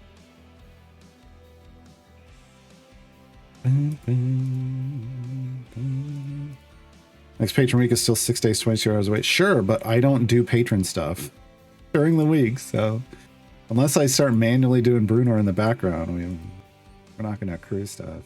I'm up to 19 time gate pieces. What are my gems? 1,800. We need to go spend gems. Speaking of, come here. I'll use that. Where's the gold ones? There. These were really just, we're looking for potions, good potions, and epics. Like nothing else matters at this point. Here's an epic. Wow, we're really doing good on epics today. It's 3 epics today. Because we are chasing, full epic over here. That's a long journey though. I can't rush. There's no rushing that. Event champions. Oh, Esmeralda's off the list now. Cool. Basically trying to make people disappear from this list. This is looking for green or better gear. This is everybody. So Esmeralda, she was from Tails, so we have to go back and get some chests for her. Same with Lae'zel. Regis is in the event. I forgot to do this. We go to chests. Find Regis. Jeez, okay, here we go. And we buy... I'm just going to spend all my tokens on chests for him. Because I already did this to everybody else, so... Alright. Let's see what 10 of these gives us. Okay, progress in the first one. Trying to get green or better. Progress in the second one.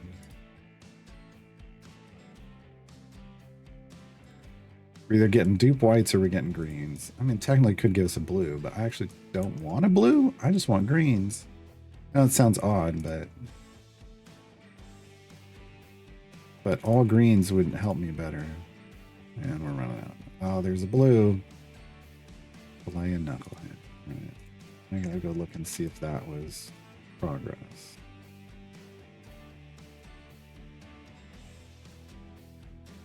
It was not. Okay. So we're still missing, on Regis, we're still missing 3 greens. Which is why I didn't want a blue. I wanted a green because that would have gone to something we needed. The blue went on top of a green we already had. All right. So we've got some Regis chests for when we get there.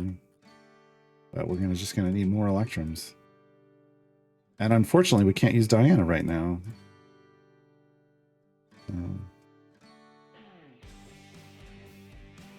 Tank DPS is more than her?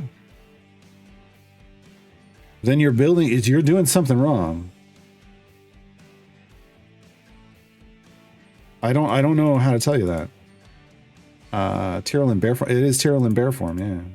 That would be a tank, or Niali in her right hand spec. Can you get that champ display? So if you click on one of your Swippy Swappy buttons down here and then click the blue search button, you can bring it up. Or you can set a hotkey for it in the hotkey manager. I have hotkeyed it. Did they let us know what challenge week is it? No, we find out on Wednesday when it goes live.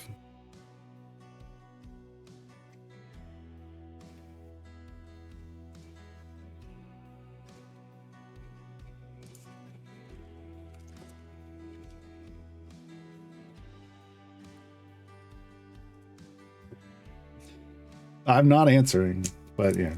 Well, the answer is yes.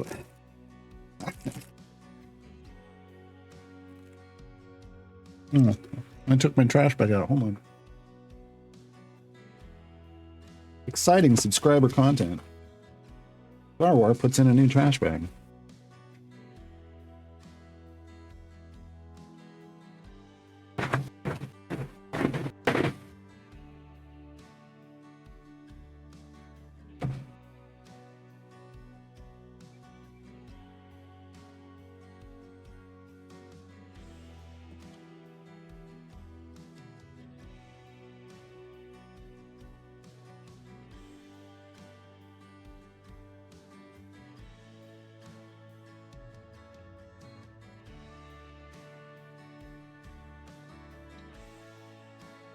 Bring back 10 seconds.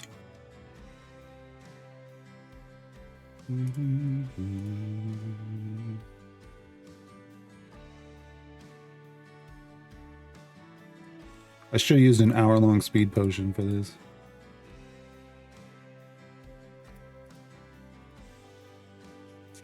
All right, we're back. Roz asks, when's a good time to use electrums, generally? My answer is yes. Like, generally speaking, when you get them, just open them. That's generally the rule, just in general. If you don't know all of the fine print about why you might be holding on to something, just open it. Just open it. Like I am desperate for electrums because electrums would turn all this, like, well, it would turn this no gear into gear. It would turn whites into greens, and potentially it would, you know, over time, it would turn greens into blues. If I had no other way to get blues on a champion, we turn greens into blues. It's just, it takes a while to get to blues out of electrums. So yeah.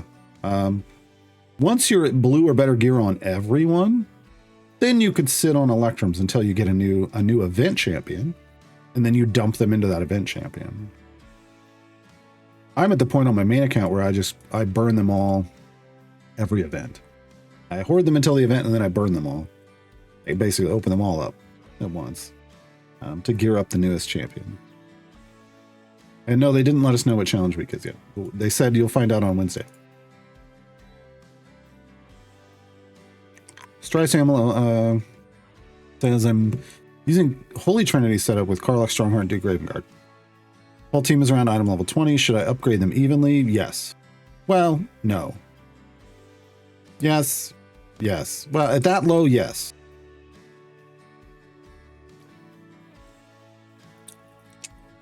Start with Strongheart. Get Strongheart to 50. Get Duke Ravengard to 50. Then get Karlach to 50. Then take them all up to 100, probably the same way. If you decide to go beyond it, honestly, you could probably stop Karlach at 50.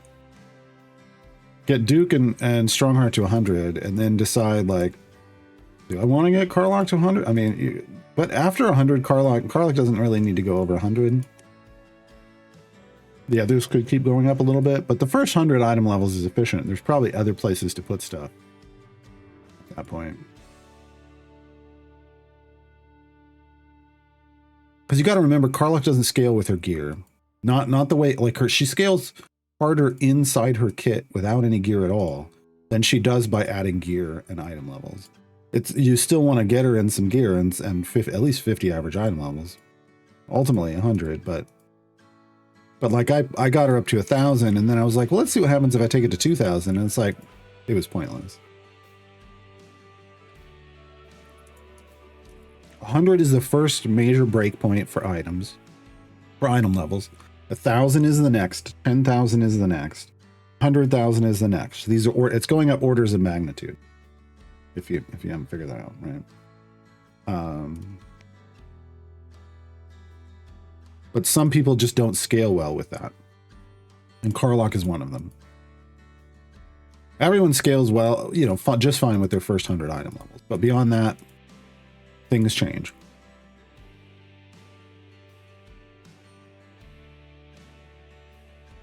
Mandalina, do we know when Duke Ravengard is coming to Tails? I don't. Hold on, let me go see what got announced again. Yes, January 28th.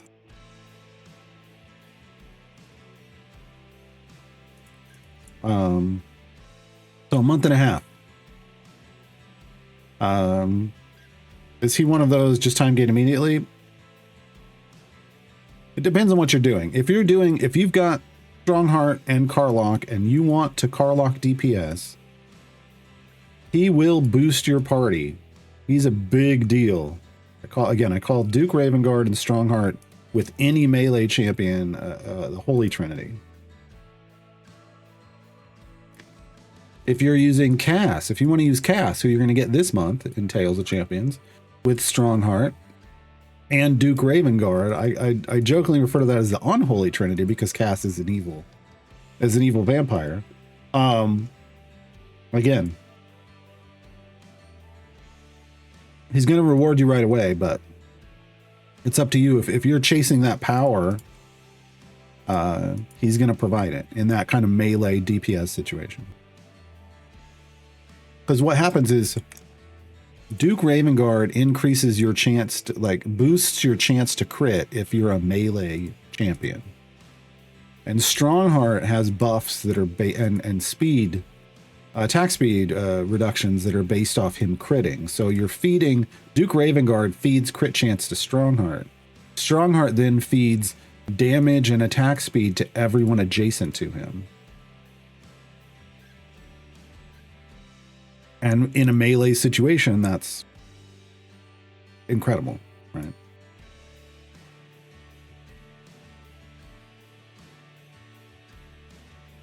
Well, sure, but that's a different thing. That's talking about just the scaling of kind of how item levels scale on their own. 501 is the normal, like the ungilded cap for your ultimates. But if it's shiny, then it's 251. If it's golden, it's 126.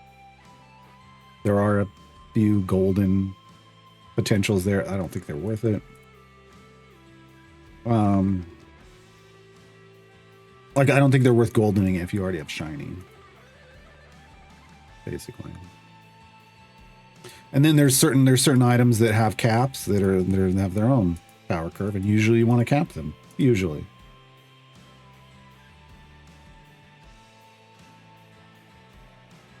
Yeah, we only know who's coming in Tails through January, Duke and Spurt. We know there will be no Tails update in February.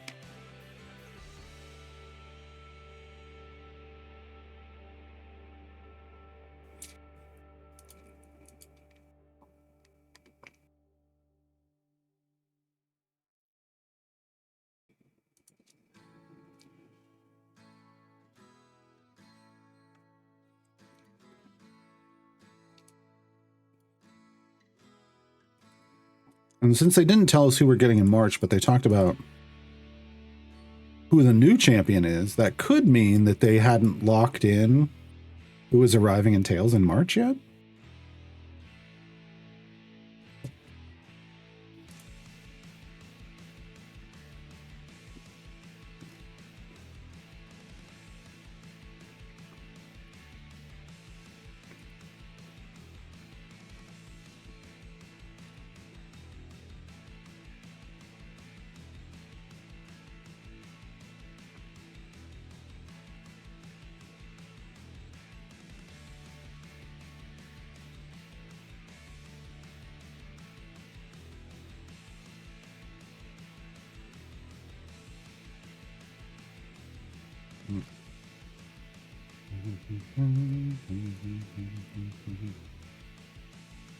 That's not what I wanted.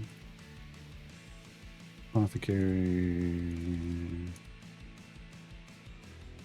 I'm very specifically getting rid of giant strength and health potions.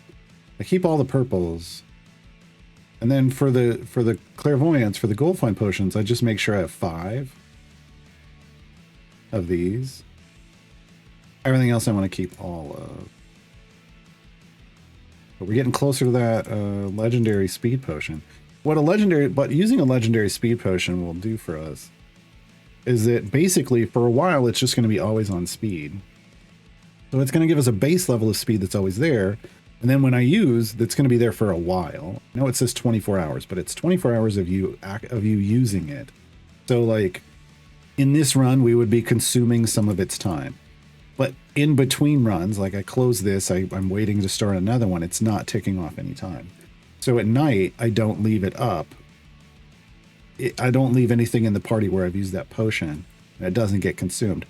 Last time we did this, one legendary potion lasted me for a week of playtime, which meant every speed potion I used for that week was more efficient, and I earned more than enough stuff to then be able to make another one in that time period, so that I could, from that point on, I basically always had a legendary speed potion running, and it was always getting a lot more speed and efficiency. We're on our way there.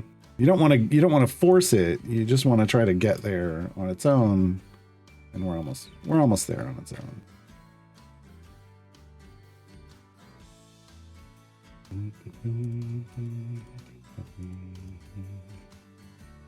We got 7 minutes left, but 180 areas. Yeah. Without burning another one, unfortunately. All right, so we're missing a slot 12, seat 12. Have a choice. I can time gate them and get it right away, and we could do split the party right away. Or I can go back to doing Tomb of Annihilation adventures. We need,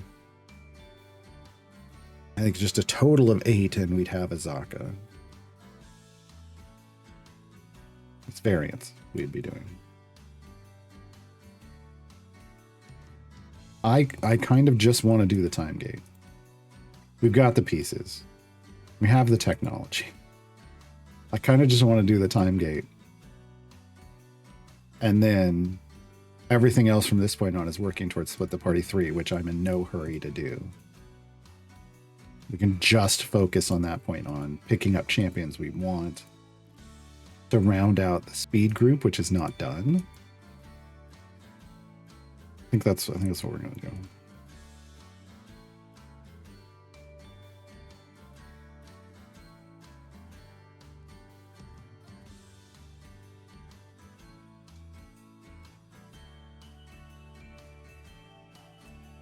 What potions do I still?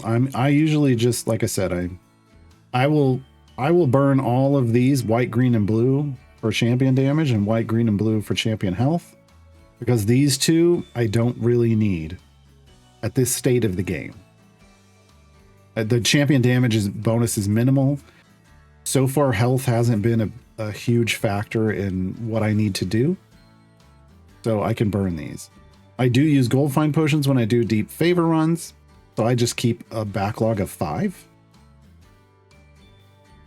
Last time I did this with the apothecary, I said keep 10, but I've been keeping 5 and we haven't had an issue. And then click damage I keep all of, speed I keep all of, because I'm using these pretty constantly. Also, you keep all the purples, all of these. I only use these for deep favor runs. I'll use one of everything that I have here because they all help on a deep favor run. But I wouldn't use them anywhere else. But I don't use them anywhere else. If you end up doing some kind of cash purchase and you end up with some of these, this is the super important one. There will be people that tell you to wait until you have a speed farm to use it. I'm just going to tell you, just use it. It's gems. Now gems are better than later gems. Get yourself some now gems. The Modron Core bonus one early on is pointless. Later on, not, I don't know. 50, it's not great.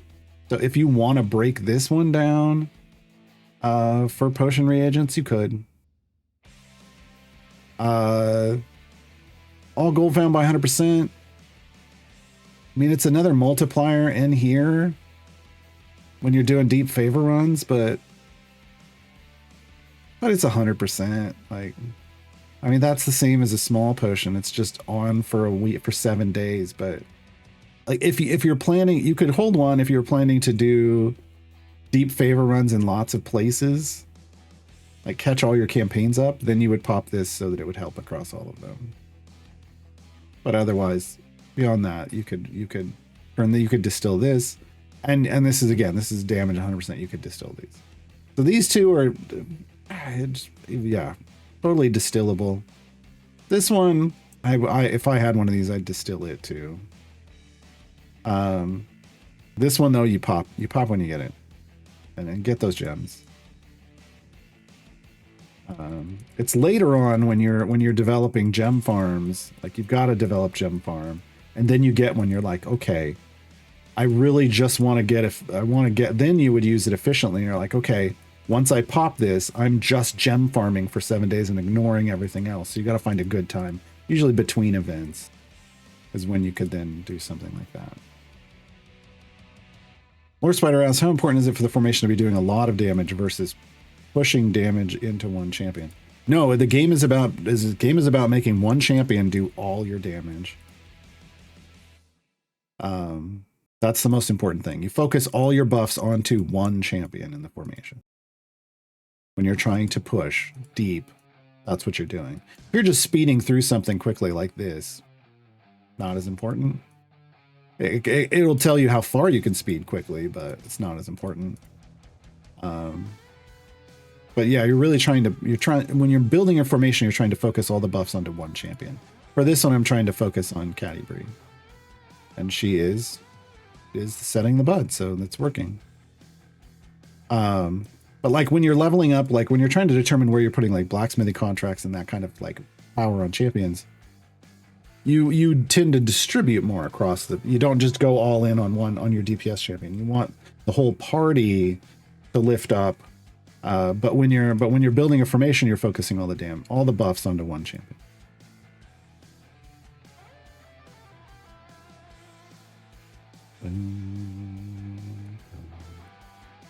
Enhance an epic speed potion of legendary.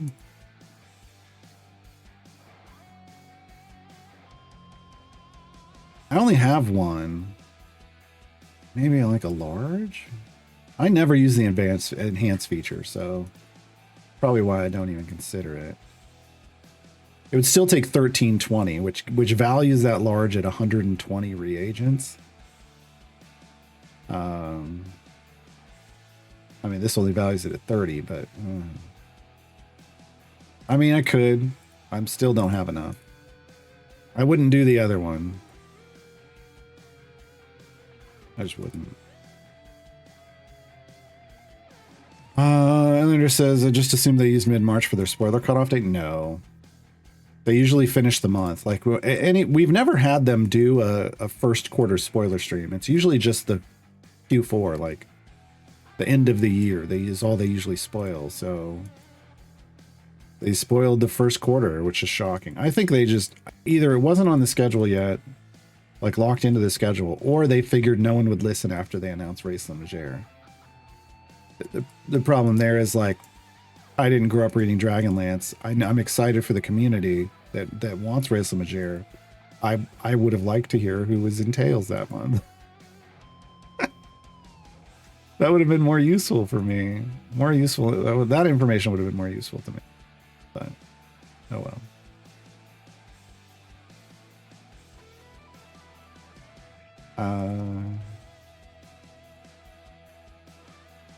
The episode with your pancake seems like lost media. I found a picture of it though. I haven't had a chance to. Hold on.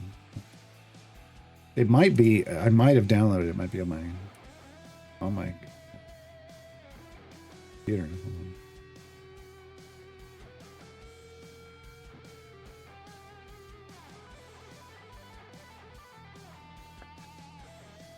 We could show. I could show some humorous old pictures. I don't have the griddle one though. I don't have the griddle champions one, but I am. Oh no, I do. Where are we gonna put it? We're gonna put it here. Yeah.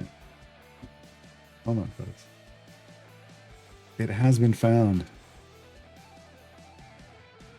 It has been found. Where is it? What's it called? Pancaked.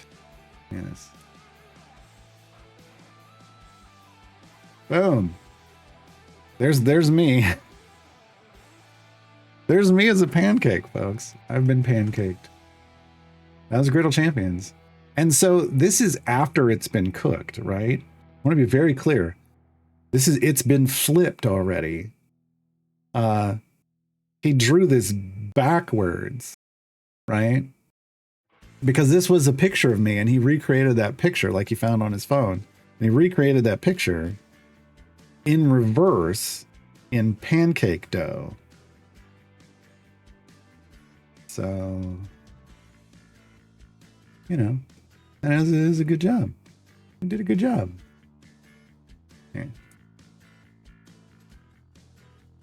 Yeah, so Sean, that stream was hosted by Sean. It was great.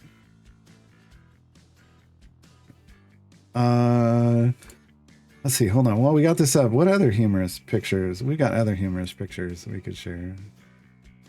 I need to change this.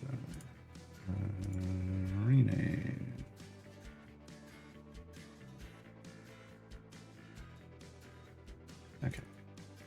There's also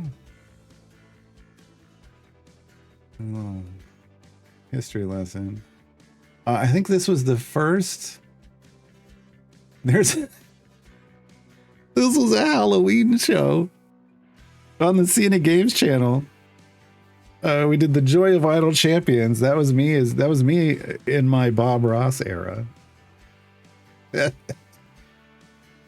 Episode 30. Oh, that was so early on. That wasn't the tutorial show, I don't think. I don't know. I don't know if it was the tutorial show, if it was just Garwa's Guide to Everything. Different show. So there's me in my Bob Ross era. If you ever want to know what I look like with an afro, that's it. Where is the next? We have another one. Hold on. This is Jason Charles Miller as his character Brig Hellclaw. Okay. So this is Jason Charles Miller, the singer behind all the songs in the jukebox, as his character that's in the game, Brig Hellclaw. Okay. Who wore it better? Who wore it better? Was it Jason Charles Miller dressed as Brig? Or me dressed as Brig? Which one, folks? This was another Halloween edition where the guest host was Brig Hellclaw. I was not there. I was doing it from the roleplay perspective of Brig, who somehow knew a lot about Idle Champions. I was shocked.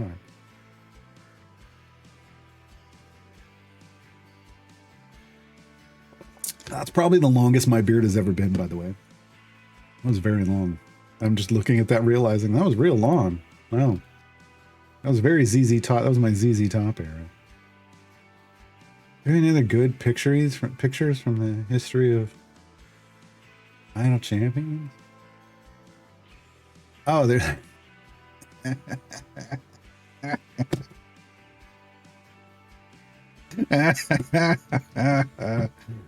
if you know, you know. If you know, you know. It's so good. Oh, it's so good. All right. That wasn't me. We got that out of the Discord. I don't even know who created that, but so good. All right. So we did Strahd's one here. We're gonna go over to Tomb. We're gonna do something over here. We need another 386. Oh, is it this one? It is this one. Okay.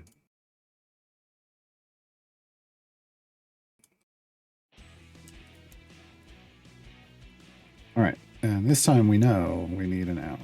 So I'm just gonna do the hour from the beginning. God dang it. God dang it, you guys.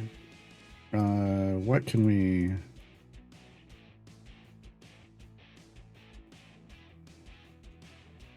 What can we make happen this time around?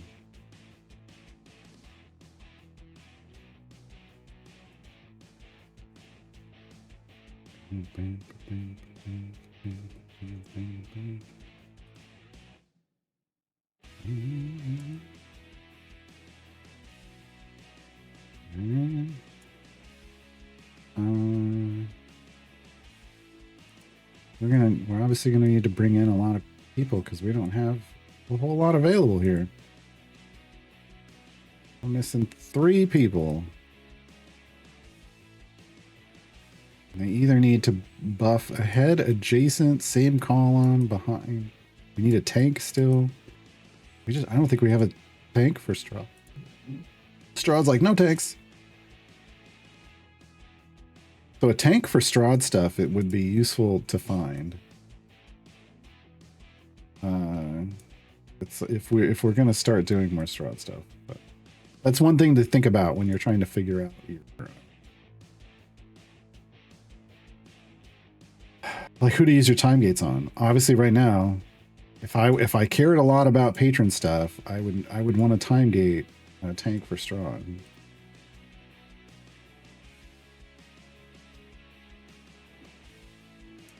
You're missing a healer for Strahd? Yeah, I mean so there's a target for you for figuring out your time gates. Yeah, that's just, there isn't a whole lot of reason for me to put anybody else in at the moment. They're either selfish or don't, well, they're all selfish. Everybody else is selfish, so there's nothing for me to do here. Are there any other good pictures? Hold on. I'm like, did we have any other good pictures?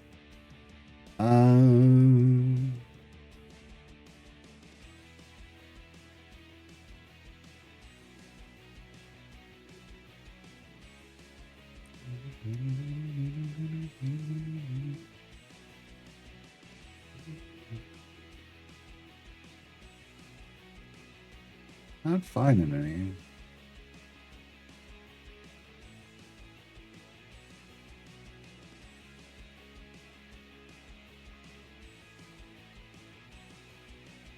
Orcus with a boombox was pretty good.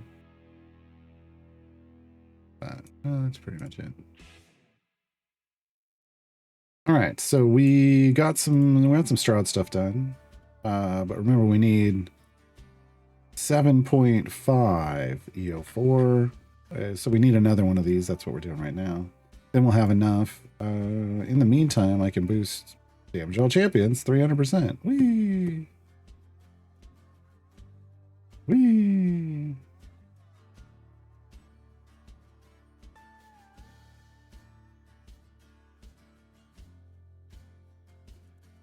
Once we finish this, we will time gate a seat 12. I'm thinking it's going to be Bobby.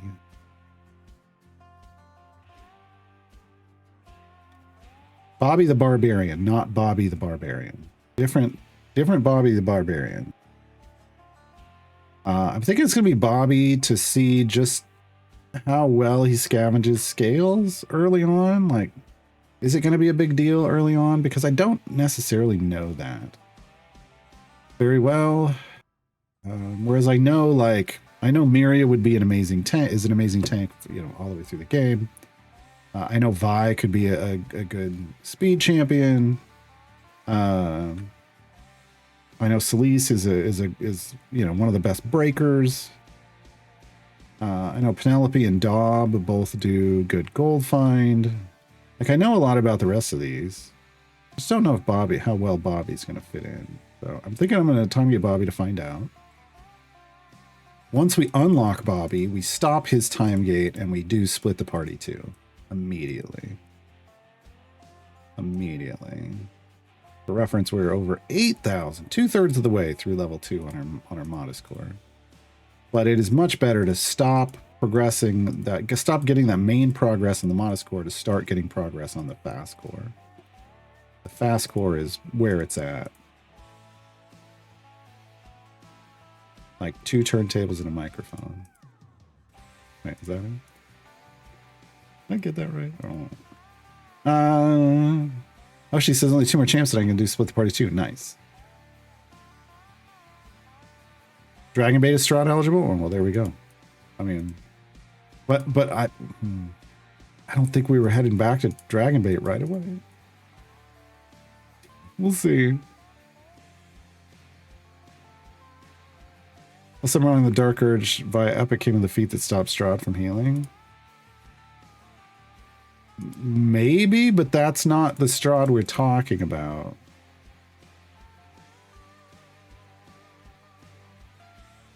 We're talking Strahd as a patron, which has nothing to do with Strahd as an enemy that you fight.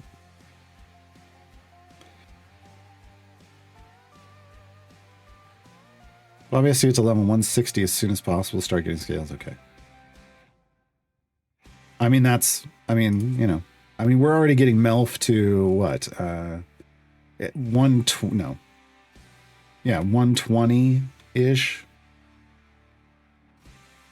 100 for the speed effect to get double with the spec choice. So 160. Once we're back on our area grind, it'll be fine. It's just in time gates and stuff, and that it's problematic. Similar to Eric for corrupted gems from pickup rate. Okay.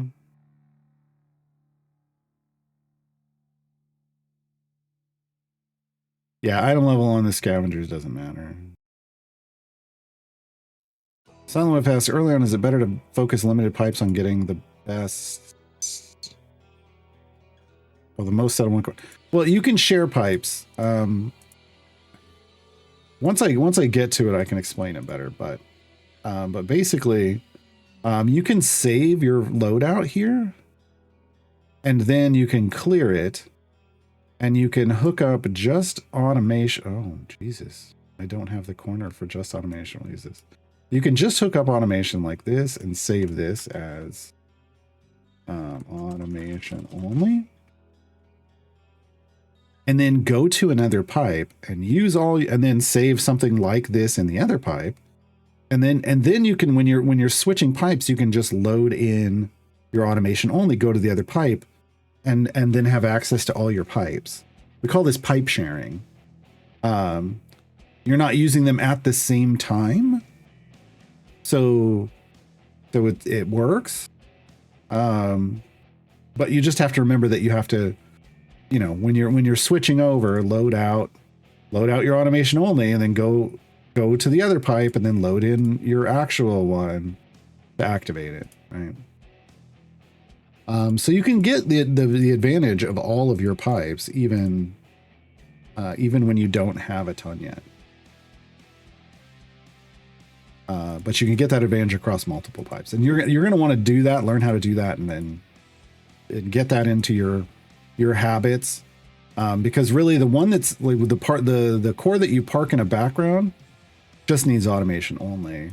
If it's looping, if it's not looping, I mean, then it just needs to exist back there to get some levels, because the power isn't as necessary.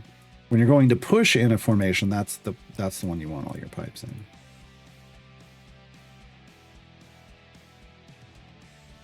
Hero could tank for Strahd. Was he available? Oh, I might have just been using Eliwick and not thought about him. He does have 13 in it. Okay. He could have tanked. I was just using Eliwick.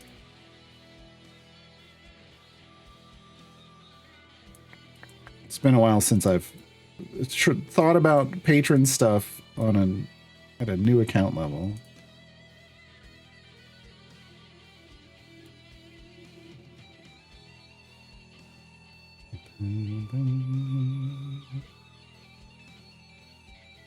Core for the background parties doesn't matter is what I mean. Yeah, pretty much. Yeah.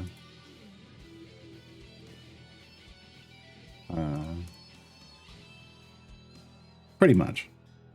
Automation only is fine for background parties, basically. Now, if you're trying to push in background parties, it's basically like pushing without a core at all, which is fine. And if you end up needing the damage to finish whatever you're pushing on back there, you can always just swap your pipes with that quick and easy, way to load them in,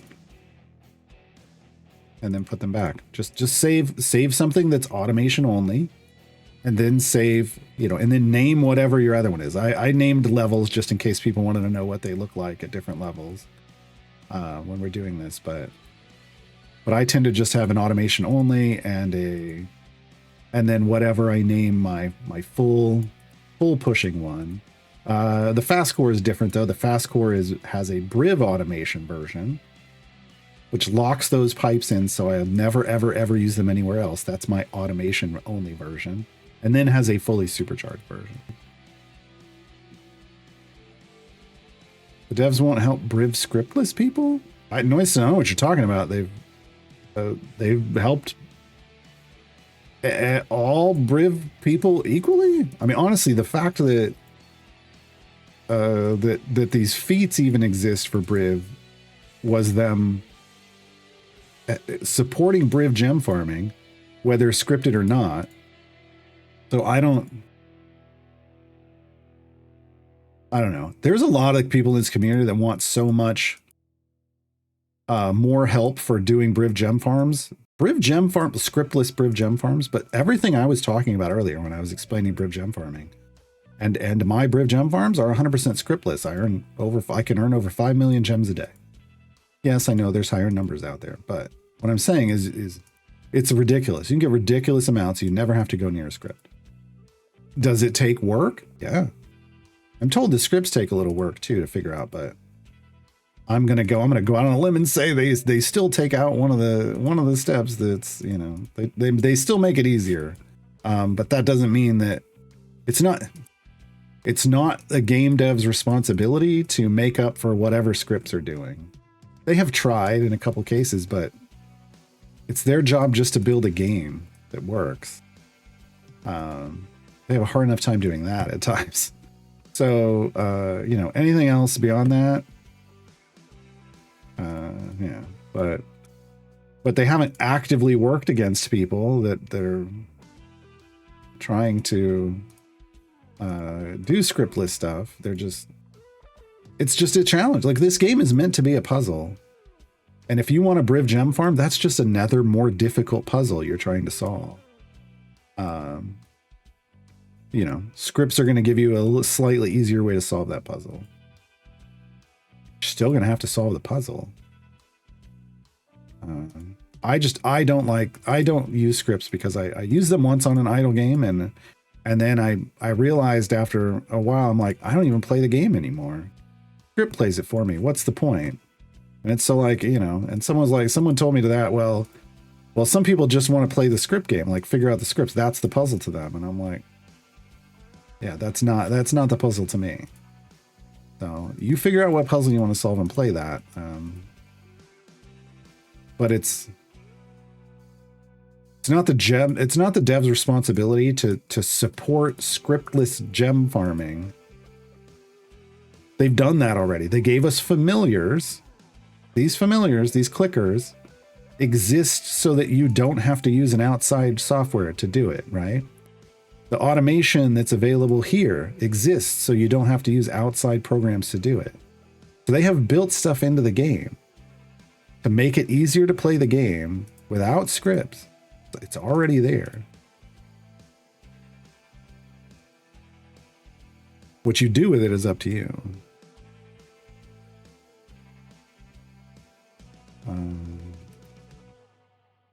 But, like, people have asked the devs for, like,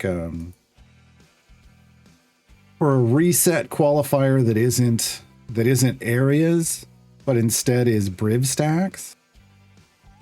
And they've put some thought into it. I think it might even happen at some point next year, but I want to be very clear. Like, that was asking for the moon, in my opinion, because it's a solvable puzzle as the game sits right now.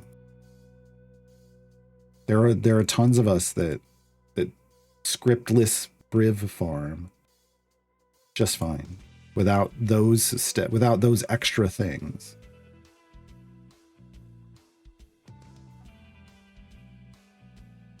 I mean, the only support the devs give the game is for scriptless play. They don't support scripts.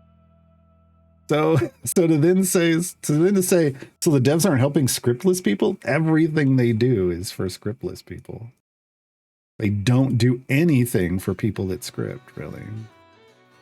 There's nothing in the game that I'm aware of that exists for scripters, and only scripters.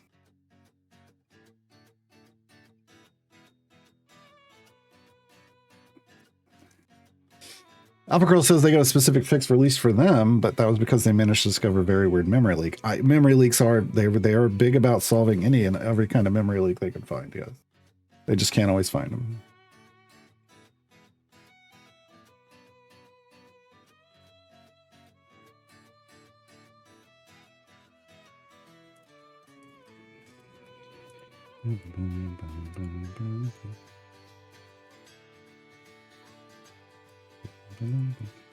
It's a demonstrably solvable puzzle is probably why they're actually considering it. I would think if there was something in the game that couldn't be done but made sense, like, so if there was something in the game that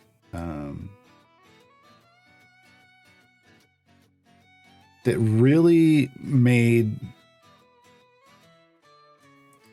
like, scripting just required, then the devs, I think then it's more likely that a dev, they would change something about the game, which, again, familiars, but a mode run automation, like, These are things that got added. You know, these are things that exist in part so that outside scripts don't have to. But just quality of life? Maybe. I don't know. I think it's just, I think adding in, it feels like adding in a reset based off Briv stacks is taking a lot of the challenge out of Briv gem farming. And that makes me sad. Don't like, that was something that it doesn't require overwhelming power to make happen. It just required a knowledge of the game. So that to me is a little questionable, but they're considering it.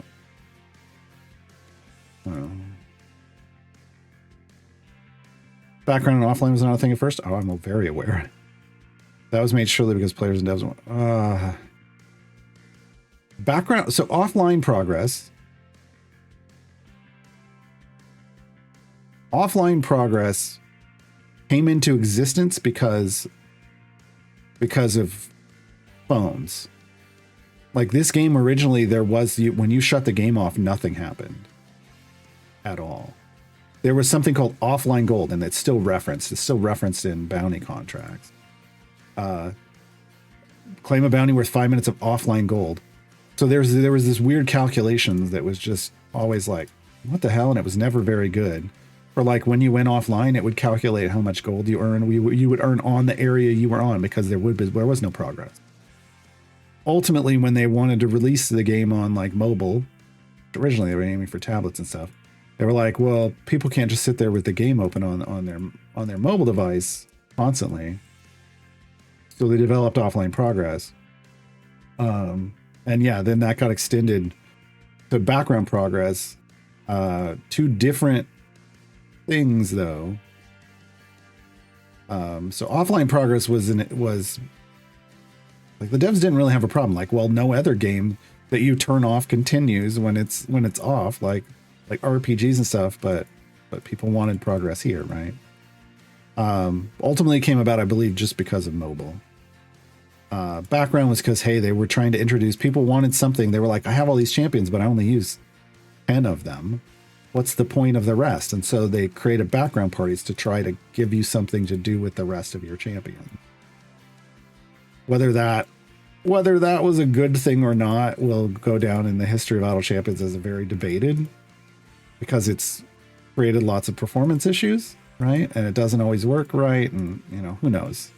Who knows if they could have, you know, if there had been a better way to do things. Something you'd have to ask the devs, right? Do you think there was a better way to find a use for all the champions that you collect other than background progress? A good question, right? So I don't know that just because both sides, I don't know that both sides wanted it, and I don't know that just because you think both sides wanted it, that's why it happened. I don't know. I feel like there's things both sides want that still don't happen because it's difficult or impossible to do. I don't know.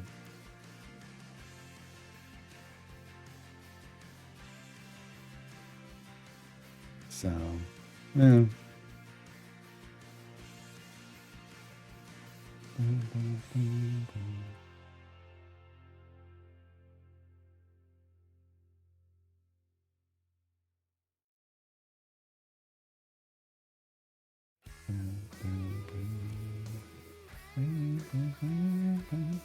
Also, thank you for tagging me in the Discord. I did have that file. I was like, why did I get tagged in the tavern in the Discord? And it's because the pancake picture was there. Look.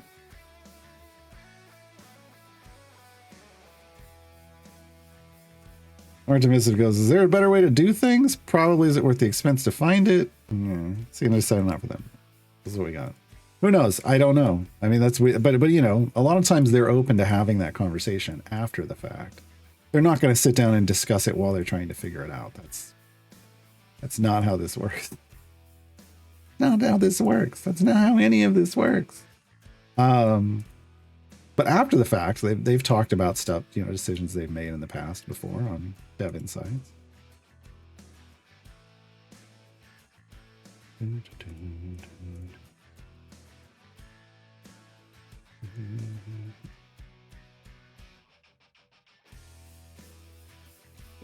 It's easy. Obviously, it's easier to look back and go, "Oh, yeah, that was probably not the best decision," than it was at the time to know one way or the other, right? I think more often than not, well, I think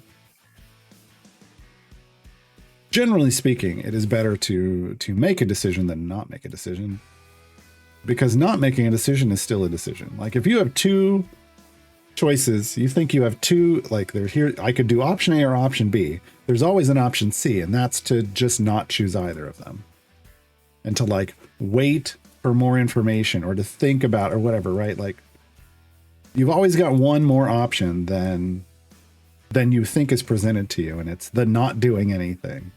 And that's the worst option. like if you think about it, like there's a fork in the road. You can turn left or you can turn right. And there's people who are just like, well, I don't know which one I want to do. And then they just drive off the road and go straight. That's bad. It's bad every time. That's happened a lot in Idle Champions history. Frustrates me every time. It's gotten like worse and worse over the years, where they're like, well, we're going to think about it a while longer. And then eventually, the problem just gets kind of grandfathered in, and it's like they think, well, if we ignore it long, I don't know if it's, I don't think I really have a hard time believing that their thought process is, well, if we ignore it long enough, we can just move on and not have to do anything. Really don't feel like that's it. I would be shocked to find out that is it. I really feel like they think, well, if I think about this long enough, I'll come up with a better solution than the ones that are presented to me right now. And I don't know that that's not helpful. Like, I think it was early on in this game, they were much more responsive to problems. Like they would, in the sense that it would get fixed quick. Now, would people complain about the solution and go, there was probably a better solution to that? Sure. But that's always going to happen. It doesn't matter which solution you choose. Someone's always going to complain. So it's just from a community health perspective, it's better to just make the decision quick and have it be a decision that you can justify and go forward than to leave something in a bad place. Otherwise, you end up with long-term problems. Like, much as people hate when I say this, Priv gem farming is a long-term problem that now they've just had to incorporate into their game. But if they could go back, I guarantee you they would not let Priv gem bosses at all, because it's just created too much of an imbalance in the economy, in the gem economy, but also strain on servers trying to process all of these jumps in this process and stuff that's going on. I guarantee there's a server side problem to this too that they wish didn't exist, right? But because they waited so long to address Briv, his jumping of bosses for gems got grandfathered in, and they only took away the ability to jump new bosses, when if they just changed it right away, they could have taken away the ability to jump bosses at all. And he still would have been a speed champion. He just wouldn't be this juggernaut that, you know, relentless juggernaut that's caused a lot of other, you know, wildness, right? Artemissive says they've gone back and changed their minds and fixed stuff later. It's rarer. That's the problem, is they wait, but when they wait, it almost gets handled worse by the community. The response is usually worse when they wait. So like when they changed Briv, people complained. They changed Human at the same time, people complained. But people now are probably like, Human's great, right? If they never knew he got changed. And he is great. It's his way. They're great. They should have been like this the whole time. They changed Ashara. I don't think it was in a good way. People screamed and cried about Ashara, calling it a huge nerf. It wasn't. She kept the same amount of power she always had. They just made it a little harder to get to early, which is fine because of the whole concept of core champions not being supposed to be super strong. Like, but if they'd done all this sooner, there wouldn't have been as much crying anyway.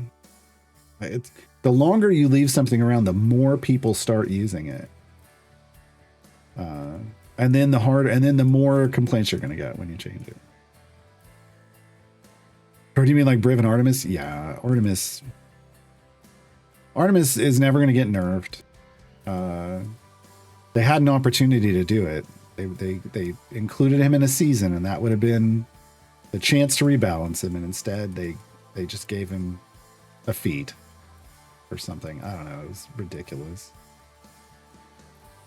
But yeah, they wait way too long nowadays to change stuff. Like if you go back in the day, like Krull got changed immediately. He used to not stack. He used to stack caps infinitely. Now he's capped at 4. They made that change real fast. Binwin. No, Binwin. We'll talk about Binwin. Barrowin used to be able to infinitely stack hammers, and they changed that real fast. But it was a very hard, difficult manual play to do. They still changed it real fast, even though very few people would have been able to do it, and it required a lot of work. But Binwin was originally the most OP champion in this game, but only with access to thousands of item levels. And early on in the game, you couldn't get that except through cash. And someone realized, oh, he could be OP, and spent the cash on it, and then posted a video. And right after that, they nerfed him into the ground. They've announced they're finally reworking him. It's taken years, so many, like 5+ years, for Binwin to hopefully finally crawl his way out of the ground that they nerfed him so hard into. We'll see. Like, they just, yeah, I don't know.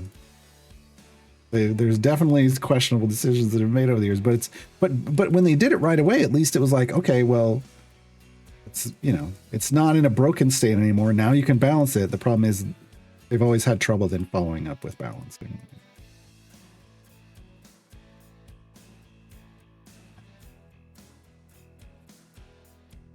Which doesn't mean we haven't had a game that we could enjoy in all that time, but it does mean that there's, pain points, right? All right, we finished. Hey. Now we're done with Strahd. That was all we needed, because now I can come over here, I can go to the shop, and I can click Time Gate piece. That was it. That was all I cared about. I'm going to reset. You can reset influence. You can't reset favor. Now everything's pointed at all champs stuff. We unhook this. We time gate Bobby. There he is. Open Bobby time gate. Bobby time gate? I think I know your dad. Sheila time. Wait, no. The time gate? Sure. That wasn't how that was supposed to go. That's mom, but whatever. All right, here we go. I'm using the last of my hour-long speed stuff for this. Hope it's worth it. All right, this is nope. We want Hank. We want Lazo. We fell back because I think they had a ranged enemy and we didn't have any champions at all. The game will consider that a fail state and fall you back. Everything else is fine. Yeah, everything else is fine. All right, I'm gonna go get a chest. A chest. We got 7 silvers. Don't care. And large fire breath, sure. Okay. What can we apothecary? Just this, right? Oh, one of these. Okay. All right.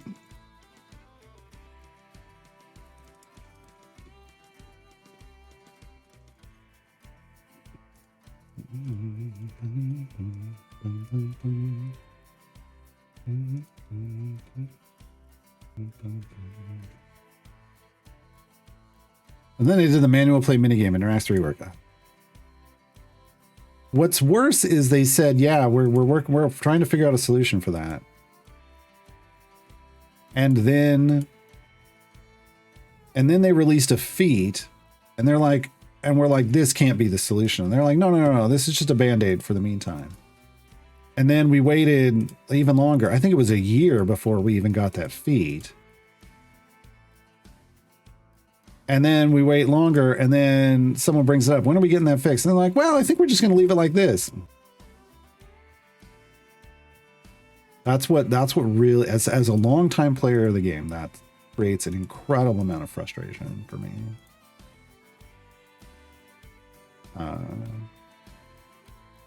Yeah. They also, so they never fixed Narak. They had done an unintended nerf to Zorbu. Like literally when we pointed it out, they were like, oh, we didn't even know that happened. And then they never fixed it. They were like, yeah, we'll take care of it. And then they never did. So yet again, yeah, there's just, man, there's so many little things over the years, right? But you know, the game's still playable. It's still enjoyable. It's just there's certain aspects I just can't interact with now.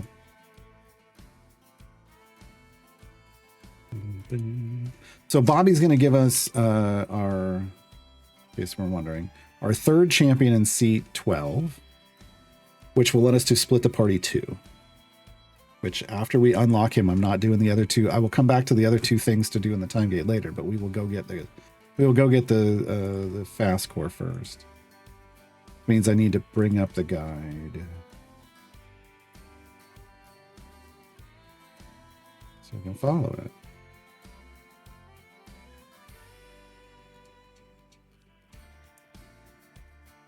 There we go. Split the party 2. All right. Yeah, if it's not fixed in the first, I'd say the first. Yeah, well, if it's on a rework or the launch, if it's not fixed during the event, it's probably not going to get fixed ever at this point. That's the way it feels like. Bobby's cap for scales right now? I don't know. I don't have him. Strathamel says somewhere around 73K. Pretty good. It's just the bigger question is how quickly can we get access to them? That's what we want to know. And that's what we're trying to test out with this, is like, how quickly do we get access to this power that's buried in these scales, right?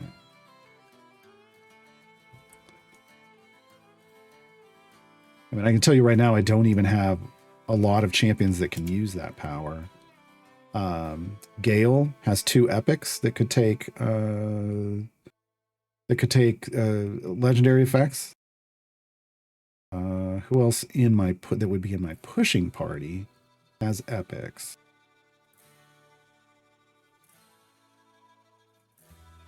So Gale has 2 epics. That's it. That's it right now. That's it. That's the total. We got an ad break. I'm gonna run real quick into the kitchen and get me some of my homemade fudge that I made over the weekend. I'll be right back.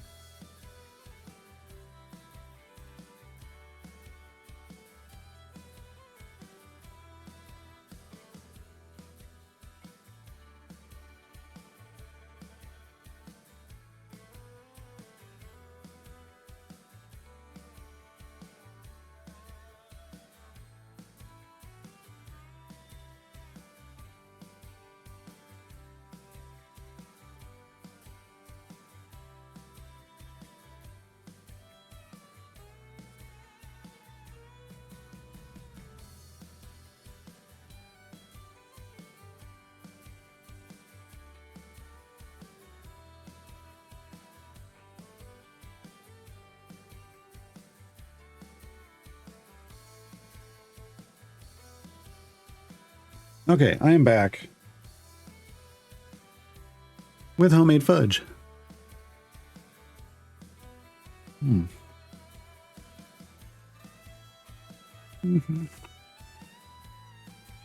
Mm-hmm.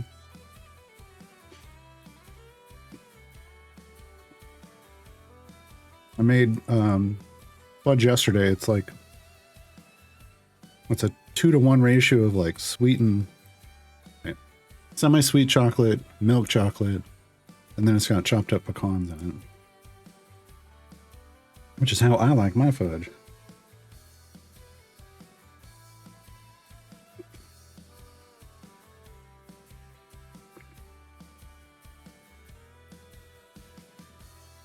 But I made the batch, like I just made a batch of fudge, and I weighed it today when I took it out of the fridge, let it cool overnight. Took it out of the fridge, weighed it, 5 pounds. 5 pounds of fudge. That's a lot of fudge. That's a lot of fudge.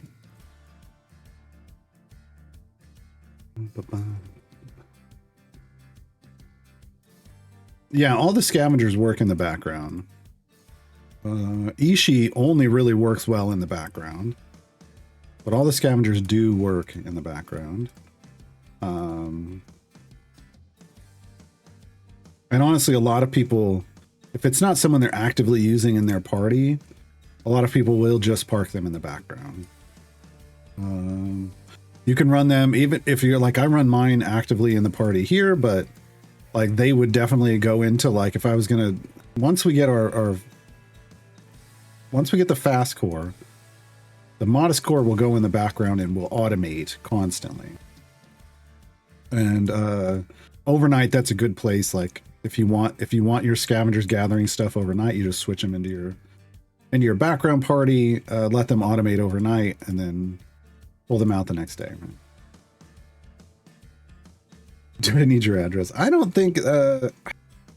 Man, shipping overseas has always been rough, but nowadays it's like hellish. So, and I don't know how well it would hold up shipping overseas.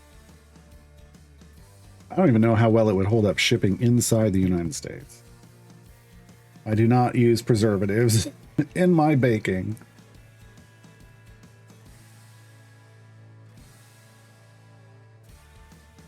Yeah, speed champions do not work in the background or offline. Scavengers do.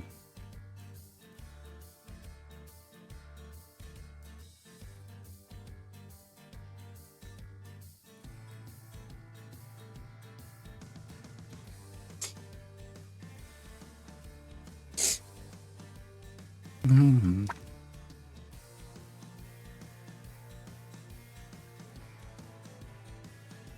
The mom says, I like pecans and fudge just fine, but don't usually bother adding them when I make it. Do you toast them before adding or just use them fresh?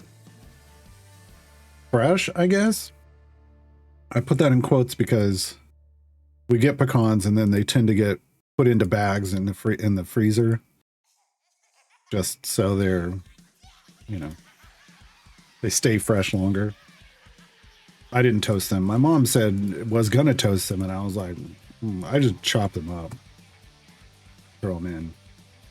Hey, Lodiath, you just missed me eating homemade fudge on stream, so you're gonna have to catch that in the VOD.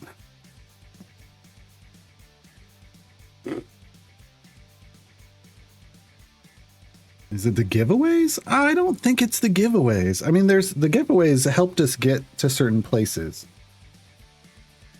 I don't think you need them to have wild progress.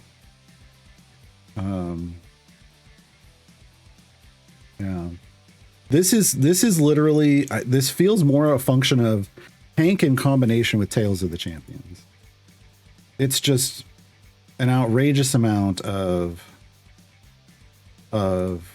champion power, even without gear, because they just didn't have gear. We're starting to get some of the dial up from Eliwick and Diana now that we've added them as well. Which is why we have, we're seeing some of our event champions in greens and blues.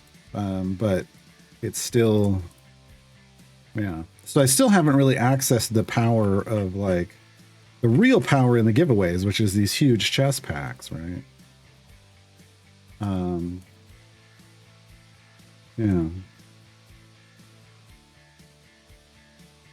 I'm not grinding time gates. Today this is our second time gate.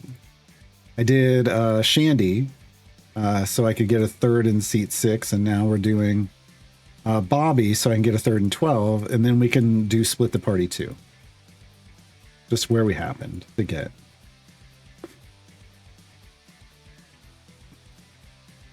"24 days in, just unlocked Zerial." Wild.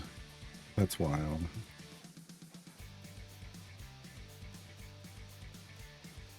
Yeah, Tails breaks the flow of the game. What I think everyone who's done new player accounts over the years has come to determine the flow of the game. Tails broke it, which is frustrating to me while I'm trying to figure out how to now explain the early to mid game process to people. It's going to be something I have to think about more once we've finished this and I can look back on it as a whole. But I mean, I think overall it's probably just going to make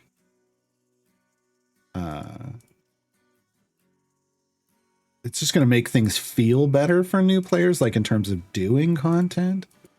I think then it's just going to be challenging to figure out like what's a good way to move through the game now. That's a harder thing to determine.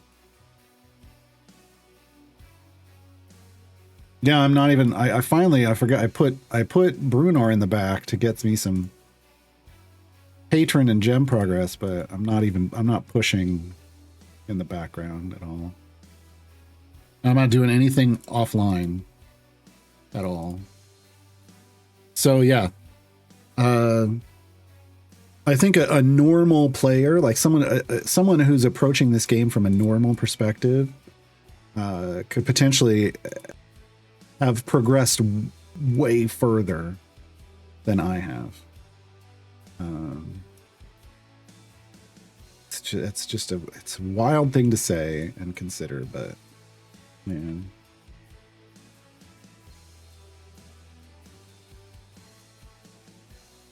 Yeah, and don't forget the Blushi detour. Yeah, I took a detour to try to unlock another time gate piece. I took a detour to wow me on the wishlight to see if we could unlock a Blushi right away. It was going to be day 13 Blushi. That's what we were attempting. No. but not hard no, which is interesting. It was like a no but. Instead of a yes and, it was a no but. We couldn't go straight from.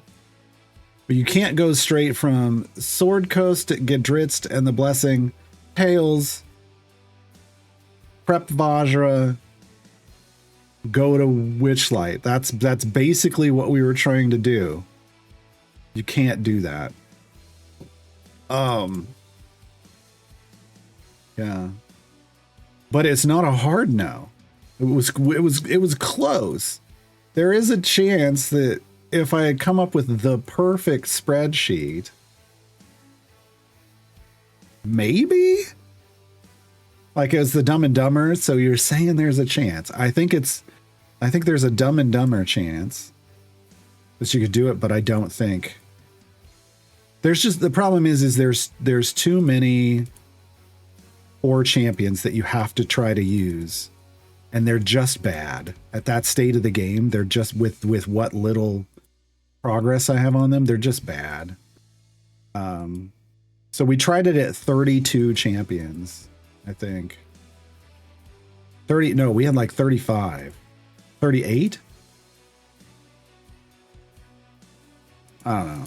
I had 30 some champ. I think you need to be able to not ever use your core champions. You have to subtract their number out. Then I think it's possible.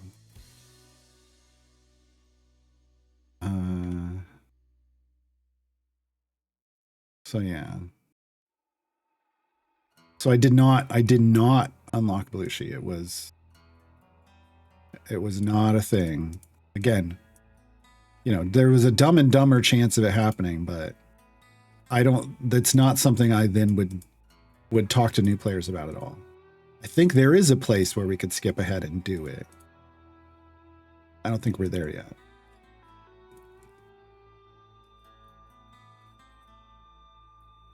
Did I do Tails variants yet? I've done none of them. Yeah, I have done none of the Tails variants yet. At some point, we need to go back and do those. I was waiting until we had at least green or better gear on them before we went back. So there's some we could do, like Hank we could go do, Lae'zel we could go do, Eliwick we could go do, but not all of them yet. And we just haven't had time trying to do this stuff to go do what has to happen first is a deep favor run in Tails.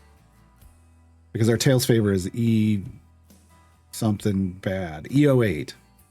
But we had E27 Coralon's favor, so you know, we want that kind of favor before we start doing variants.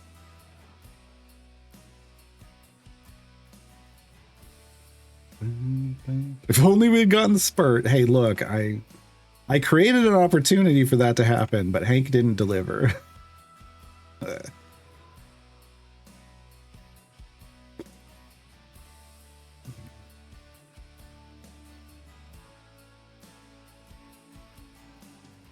Masconex says, I think the big problem is that new people feel like they should keep doing Grand Tour first. Yeah, yeah, I know. It's always been a problem. And I don't know if they're ever going to solve that problem. I don't know if they see it as a problem. Right?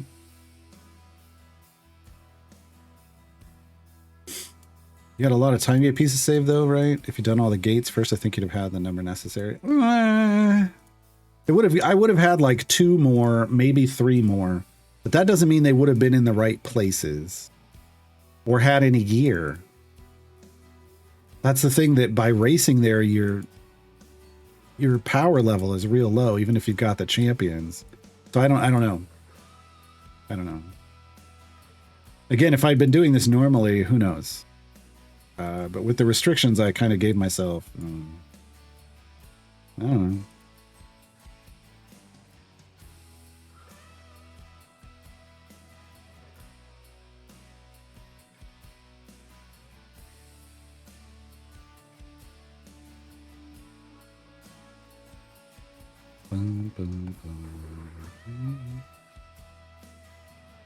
Like a Bruner pop-up that pushes you towards Tails or Tomb once you reach the branching node and sword coast would be good. I think maybe. I think they're trying not to tell you how to play the game. I think just them coming in and going, like, hey, you've unlocked, like they give you little pop-ups that say you've unlocked this. Or when you come out here, you can see that you could go to another thing, and they give you a reward for getting there. I think there's a certain part of me that thinks they think that's what's supposed to direct you to go try other stuff. But I think those unlocks come at the wrong times. Well, nowadays, who knows? They just come real fast. So you could end up, going to a completely different place, and maybe that's what they want. Maybe they want people to just jump around to whatever and have more power. Tails would do it. I think there definitely needs to be something that just pushes you to Tails specifically. And I don't think there really is. There is some kind of tutorial for it. There's a pop-up for it of some kind, but I don't know that it's like with what it can provide to people, it needs to be over the top obvious that, hey, you need to stop what you're doing and go unlock these champions.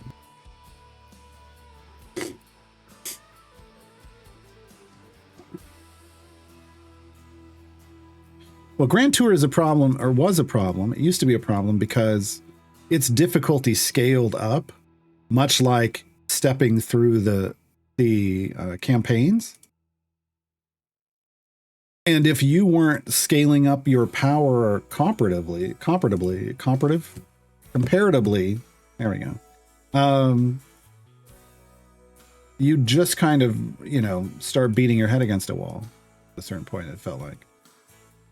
Because they didn't make it to be completed in that manner, right? But there's nothing there to tell you that, to tell a player later on. It's just the way they released the content originally stepped you through other places and stuff, and that was, you know, that's the way the difficulty was created. But there's nothing to tell you that. Clearly, this is what Active Task is trying to do. No. Guide Quest should have, and then, you know, presentation on him is real lackluster, or it could have. Yeah, I don't know. I think there's stuff in the game that they could use, either the Brunar or guide quests. Active tasks would have to change a lot. A lot. They've made but basically what they did with active tasks is they made the active task. This is the active task button. They made it like algorithmic or something. Like they've got something that looks at the percentages of completion for people at that stage and blah, blah, blah, and it autofills and clearly that isn't helpful.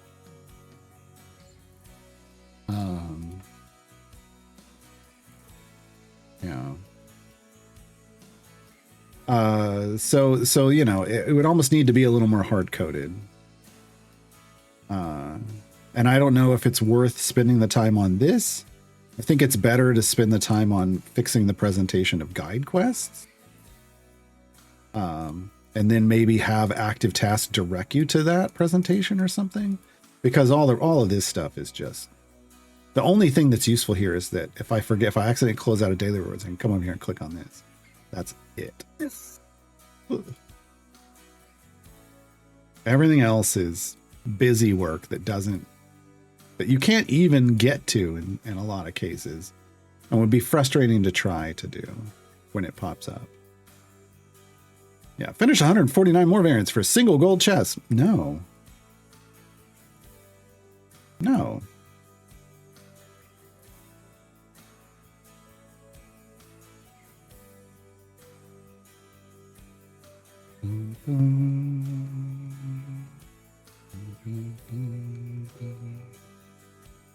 I would have liked patron unlock progress on the right side there instead of just, you don't have this patron, but good luck finding out what you need in a different screen now. Exactly. Like this should be, hey, patrons, like unlock this patron. Well, click on it. How? It does take you to here, but it says you must have completed this, but you don't know where that is. You don't know where Elturel's last stand is. You can go, okay, well, I'm nowhere near 50 champions. Right? Like,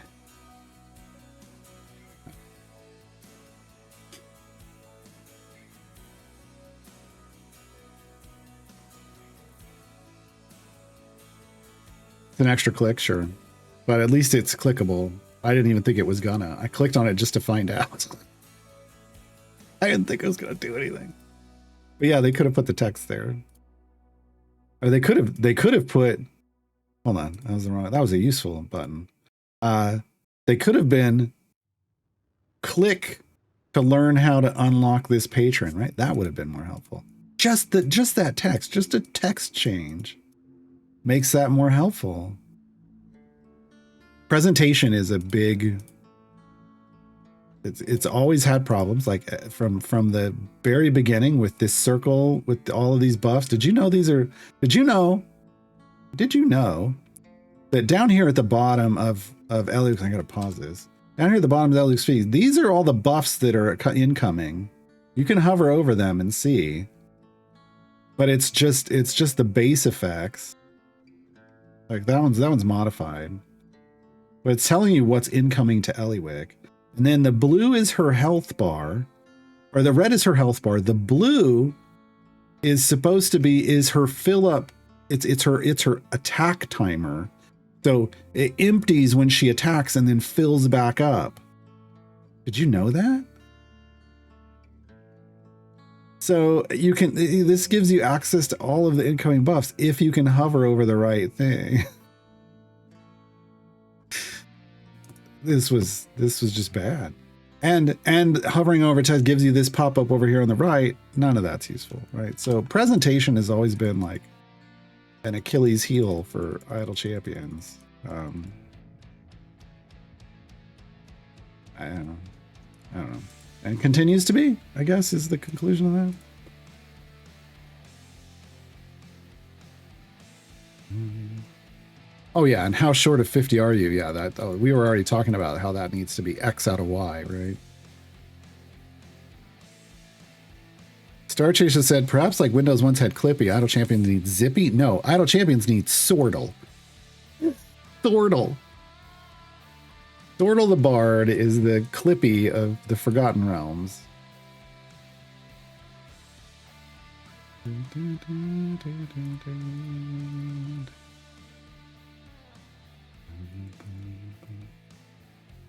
The hover circles are too small to be helpful. Yes, I'm aware.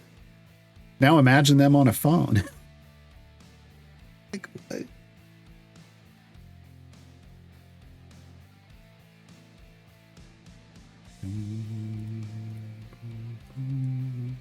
Oh, I don't think they're ever going to remake this game, let alone in a pixel art version. I mean, yeah. I like the art that this has. I don't have an issue with this art at all. Yeah, the UI has always been somewhat problematic.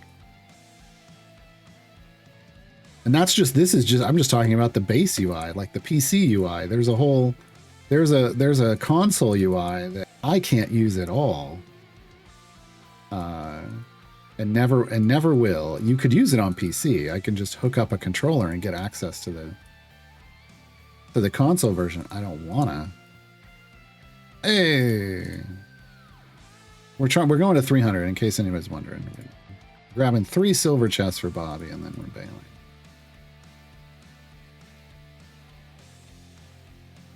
And we're gonna have to use speed potions. Oh no. I just used my last hour-long speed potion. Oh no. We got split the party. I'm going to have to use an epic. Split the party, or we're not going to finish before the stream runs out of time. And I want to be able to say I got my fast core on day 14.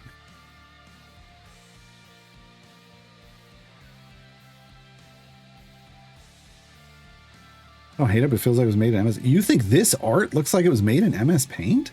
Wow. I would never have said that.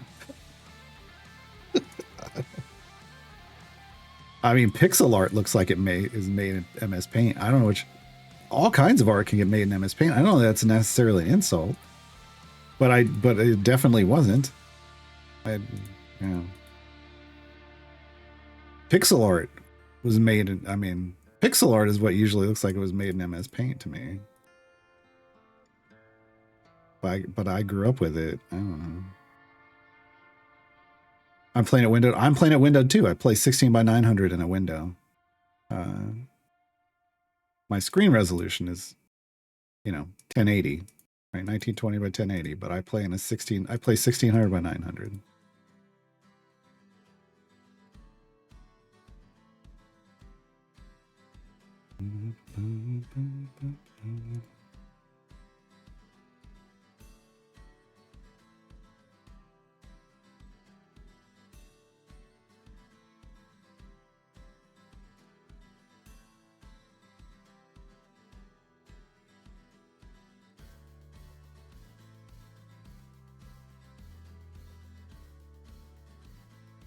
Oh, I got a dupe.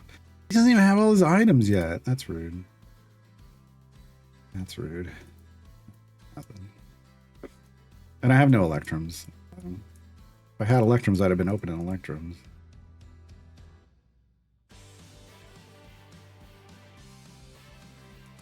That's the way I read that too. BS.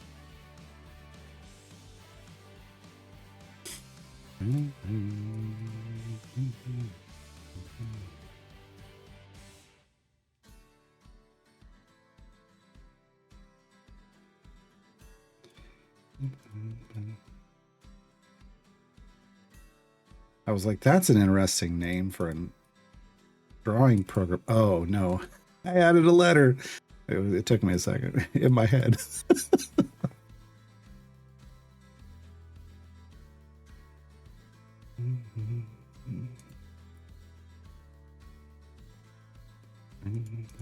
There's an electron.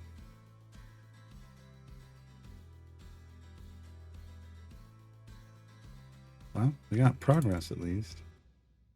Back to 30. But it was a potion of specialization, unfortunately. Unfortunately, that is not what we were looking for. 1184. And we're getting there. We're getting there. I could make a large one. I don't want to. Okay, we've recruited Bobby. Now, we are back here. Close. Here. Unlock is now green. Well, it was green before. Split the party 2, though. Now has green check marks. Start the objective. There we go. Oh, no. Oh, no. No, we're backing out. Almost broke my own rule. Come in here. Swap. Oh, Bruner's in the background. No, he isn't anymore. Now Bruner's in. It's always about Bruner. Around here, we talk about Bruner. Wait. Okay, split the party 2. All right. Away we go. And I want gold find. I'm going to do an hour gold find. Because I have that. And we're going to do, let me reset all of these.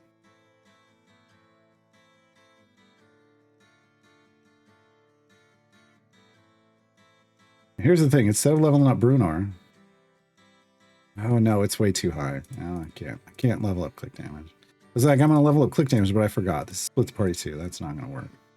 It only works really in split the party 1, right at the very beginning. 3 champions in every bench seat. Okay, so we got to level up Bruner. We got to get some more people in here. He's just going to die repeatedly because the enemies here have 1,426 health. Why start with Bruner? Because... wait. Oh my god. Oh, that's a pull. That's right. Because we do this. 2 minutes, folks. You got 2 minutes to predict. Will Bruner live or die? This is a prediction that I keep saved. That we run every time we do this. So the way Split the Party works is is at 13, 27, and 37. A certain percentage of our party gets removed and we can't use them again. For Split the Party 2, it's 60%. Last time it was 50%, remember? This matters. It changes things. In Split the Party 1, you could have 2 champions in and you'd only lose 1. With Split the Party 2, 2 champions means you lose both. So your math changes a little bit. So predict, will Brunar live or will Brunar get removed? Okay, so what did I do? Okay, I did pre-13 is 5 champions. So we're going to be building up to 5 champions for this. Okay. Bruner's going to go all the way up here. Celeste is going to come in right here. We're going to add Jarlaxle, Minsk, and I have Makos listed? Are we going to get that much gold? We might. Because the health scales so astronomically in this, that means the gold does too. So no favor bonus reward, no favor bonus or favor reward. So it's always going to be, deadly difficulty. We only have to get to area 50 only. Areas get much harder, much more quickly. They do. We're starting off at area 1 with 1,400 health on the enemies. It's going to go up. It's doing this. But so is the goal. Quick damage is reduced to 0 after area 5. Can't use fire breath potions at all. Once a champion's placed in the formation, they can't be swapped or removed. Again, 3 areas where we lose 60% of our champions and we can't use them again after they're removed. Everybody can do this the moment you get there. This is why I do this with our core champions, although I'm usually using Hitch. I call Hitch a Corver Green because you can, sure, he's not one of the core 12, but you can have him immediately because he's from the newsletter. All right, so we're reliably keeping the screen clear. We're getting very little gold off every drop, like 5 gold per enemy. Go to the next one. They now have EO5 health, folks. They went from EO3 health to EO5 health. But we're killing them reliably. So, and we're earning 10 gold.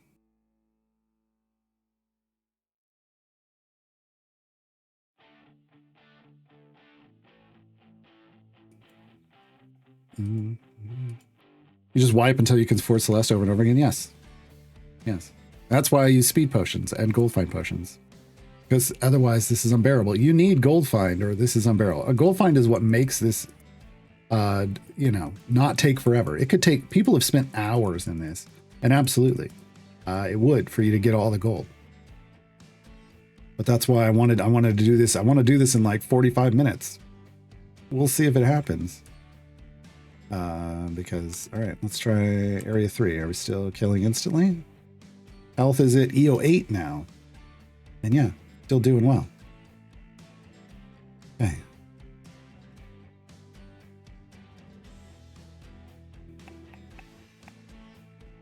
You missed the Bruno prediction? Oh, well, there's going to be more. Didn't read the area effect for Split the Party 1, so I was really stringing along the back of my roster thinking, oh, yeah, that's rough. I did, BS says I did Split the Party 1 without gold potions, but I left and came back. Yeah. Notably here, remember I said I'm going to bring in Brunar, Jarlaxle, Celeste, Minsk, and Makos. Notice I didn't say I was bringing in a tank. Toy, I get back from the store and you're doing Split the Party 3? No, 2. Split the Party 2. Let's not get too excited here. Wait, no. Too excited. Too legit. Too legit to quit. Oh, I did that left-handed and I nailed it. All right. I don't think I've ever done that left-handed before. Normally I do that right-handed. Too legit. Too legit to quit. Too legit.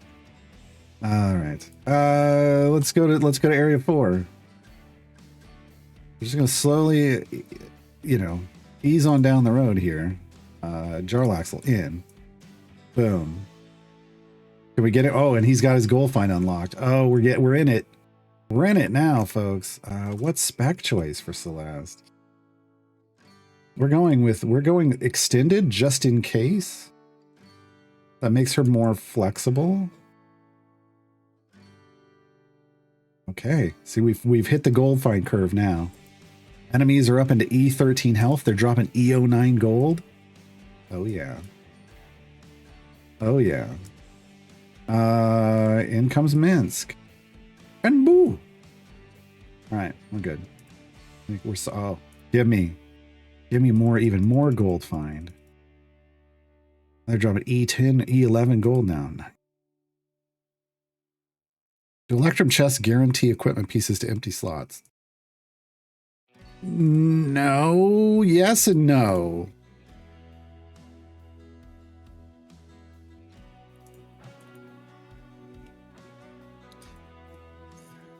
Okay, here's what this looks like. Hold on, now that I've got, let me get this set up, and then let me attempt to explain something that's a little confusing. Okay. So, Electrum chests will try to focus on empty slots. But what you have to remember is that an Electrum chest first rolls its rarity before doing anything else.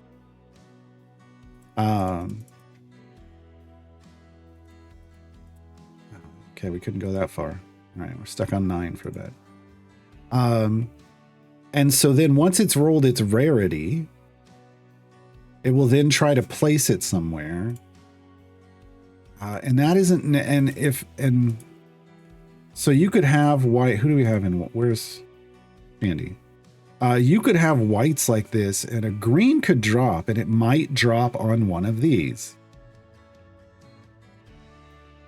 Because what it's doing is it's looking for something potentially to upgrade. It doesn't guarantee an upgrade, but if it's available, it's going to try to do it. And when it goes a green, it could drop anywhere. Same with a blue out of an Electrum, because you get all the way up to blue. But because there's this empty slot here, it's if it rolled a white, it will put the white here. It won't dupe it. But the green might land somewhere else. I say might because we will end up with greens on top of whites and still be fleshing stuff out sometime. It seemed that way this run. But here's the thing. If you have everyone else in blues, which is the highest an Electrum chest could roll, then the person who has no gear is guaranteed to get the gear. They're guaranteed to get all drops, right? So there is a priority towards someone that has no gear, but it's towards a champion that has no gear, not necessarily, but rarities can throw things off. So like if I had a completely ungeared champion, like Bobby over here, who had no gear, and I opened an Electrum and it was a blue, it might land on anyone that has green or lower. It might not go directly to Bobby's empty slot. It doesn't necessarily work like that. Now, if you end up like collection wise, you end up with something like this, where see how I've got a white, a green, I've got nothing, and then a purple, and you're opening Electrums, and and a blue drops, and everyone else has their blue, or other people, there's blues but everybody else like that's an open slot, open blue has a blue, it will look to fill in this lower rarity slot, even though it's duping it, but it will recognize that it's empty and fill it in. So it's a little confusing when you try to get into the nuts and bolts of it. But that specifically got added because people wanted a way to not have gaps in their collection. People who had obsessive collection disorder wanted a way to not, like, we used to open chests in a very specific way merely to solve obsessive collection disorder, where you just wanted all the tiers of rarity and you didn't want any gaps. They adjusted Electrums to do that for us.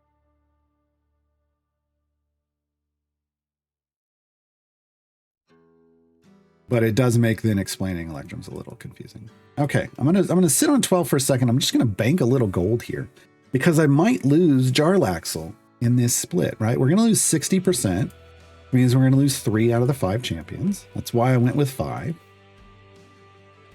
So we're gonna bank a little. I shouldn't have upgraded that. We're gonna bank a little gold here, and then we'll move forward. Ron asks if you have people without gray gear unlocked. I think they do.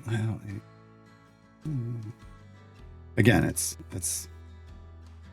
trying to.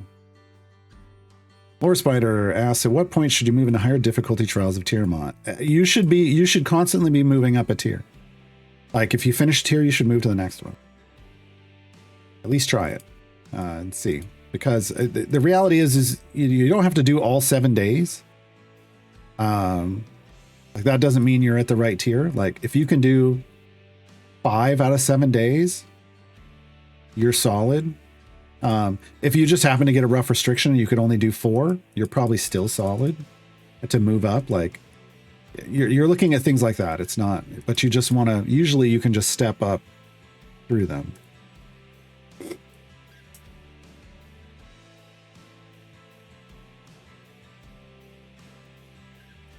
Yeah, you only want to repeat a tier because you don't have like the vials to move forward. That's usually the only reason you would repeat a tier. Why did I spend that? Okay, we're going to do this. Here it comes, folks. We're about to split. We're going to split this party.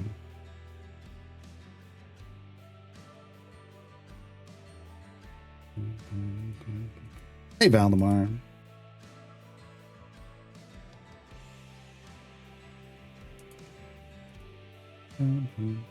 Hashtag Bruno lives. Come on, show it to me. Boom. Bruno and Minsk. Dang it. I knew they were going to take my gold find away. I knew it. I felt it in my bones. All right, 13 to 27. We throw in Nayeli. Yes, I do have a guide for this. Yes, I am following it. I am following it to the letter. We got Calliope. Oh, it happened this way when I made this guide because I had Bruner and Minsk in here. And then we have Hitch and a Zaka. No. No. I'm supposed to have a Zaka by now. Oh, no. Womp, womp. Okay, this College of Lore. I almost clicked Valor. You want lore. You want lore. Ah, well, you have Melf. Not the same. Azaka has gold find. That's the thing. That's the thing. Azaka is a gold find champion. I need somebody to replace Azaka.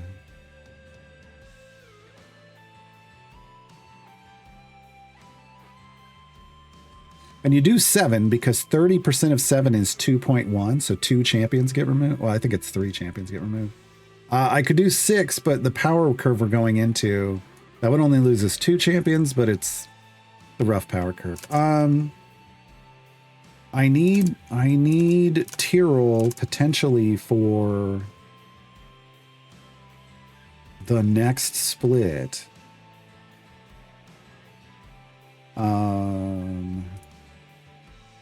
Man, we do not want Jamila anywhere near this formation. I'm thinking Diana. I don't want Nordham in. Hold on, who's in our swaps? Sentry wouldn't suck. But that's a tank option we might need. So I'm thinking Diana. We're gonna use Diana, folks. Champions told us ability score or something. Oh, it doesn't matter. Yeah, it doesn't matter.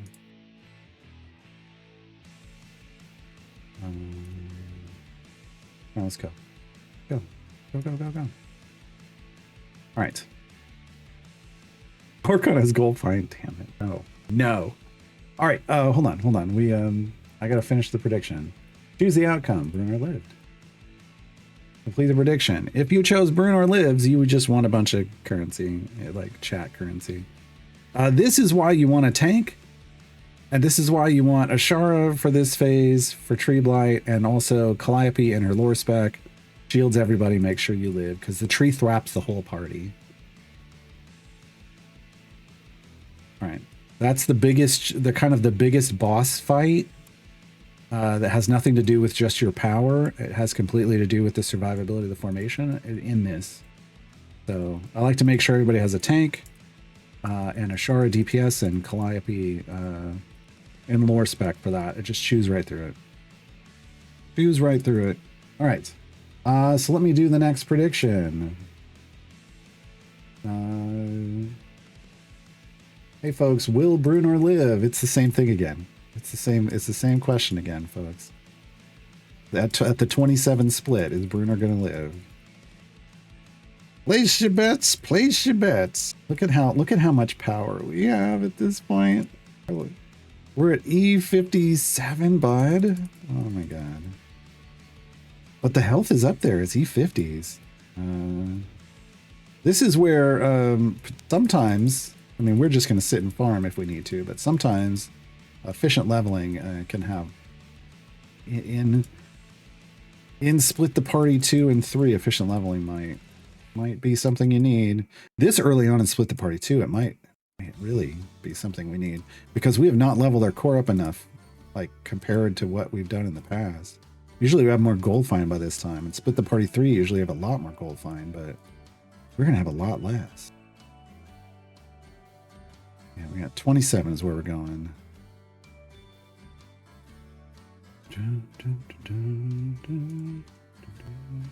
We're earning like, I don't know, E35 gold per drop or something like that.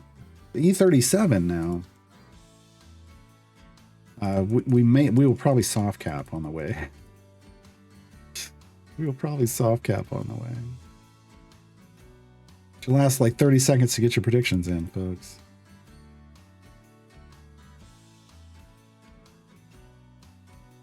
It's a Bruno party. Who could ask for more?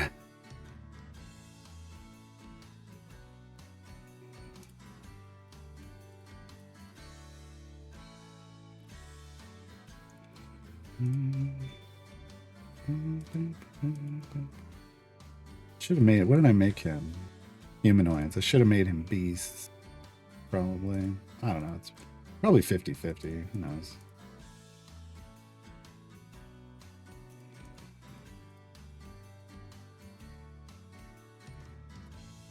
You want him set up in case he needs to help later on. I don't remember how it finishes. Soft cap in 2 between 35 and 40? Okay.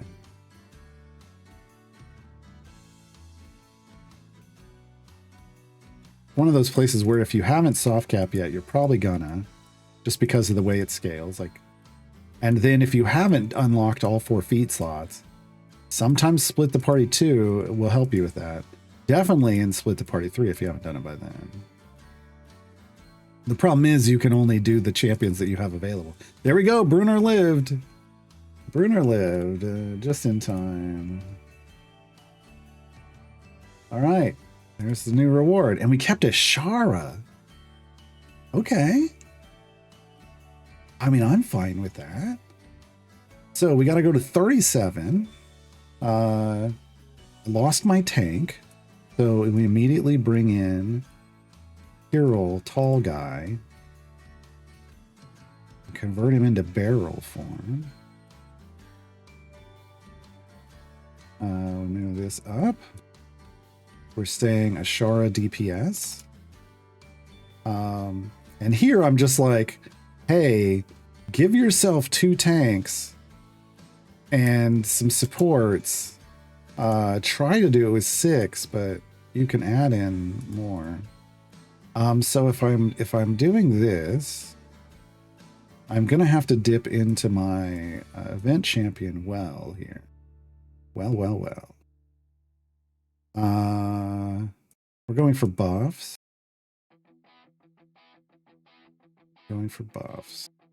So we need to get her buffing as much as possible. We have to be careful about who we're bringing in. Because not at like Lae'zel doesn't work because bacon strip formation. I probably should have used Briv. But we'll keep Briv for the last split. We could bring in Caddy Bree or Freely. I'm going to do Freely for the gold find. We could move this back and we can bring Tess in.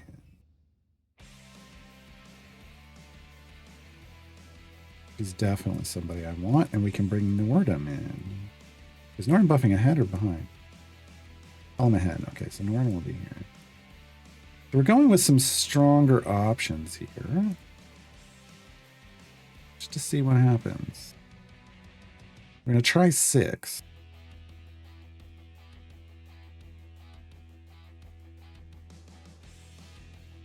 Oh no, I said I was going to bring in Freely.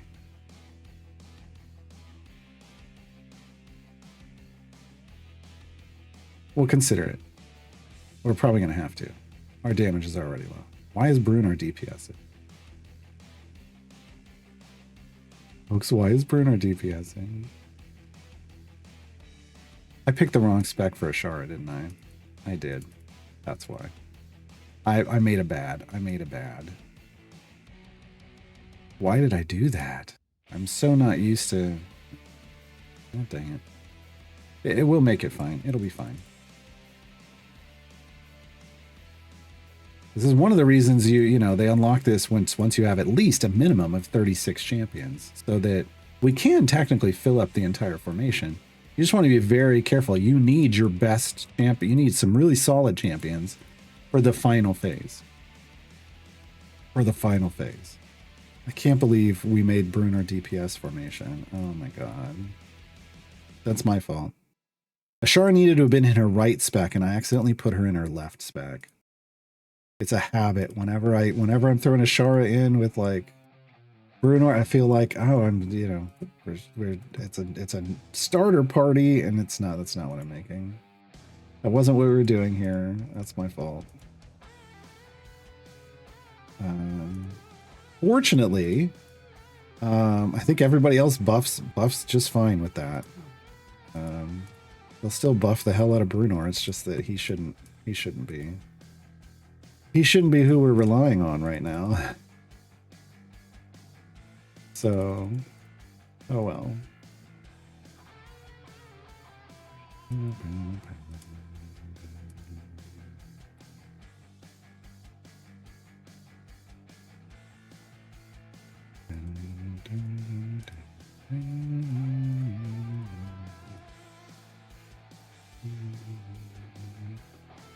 Now, there we go. Ashara took over.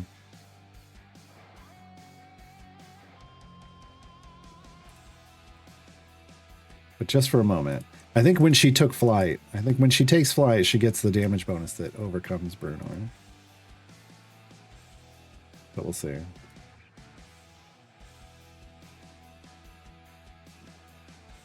All right, here we go. Last split. Spoiler alert, folks, Bruno lives. If you haven't been to these streams before for Split the Party, spoiler alert, Bruno lives. Bruno always lives. As long as you do your math right, Bruno always lives. And people say that this extrapolates to all seat 1 champions. I have just never done anyone other than Bruno. All right. Clean slate. Tabula rasa. We got Bruno as support. We got Freely as support. This means, you know, Freely doesn't care. Freely's like, I'll support everybody. So we have a truly clean slate here. And that's it. We're ready to go to the end. Oh, did I not start a prediction for that? Whoops. Well, anyway, you're all winners in my eyes. I just can't give you any currency. All right. Haircut gold, fine. No. We're gonna do Briv. He's gonna be healing. You know I want Karlach support. You know. Berserker spec. We're gonna do. What else are we gonna bring in here?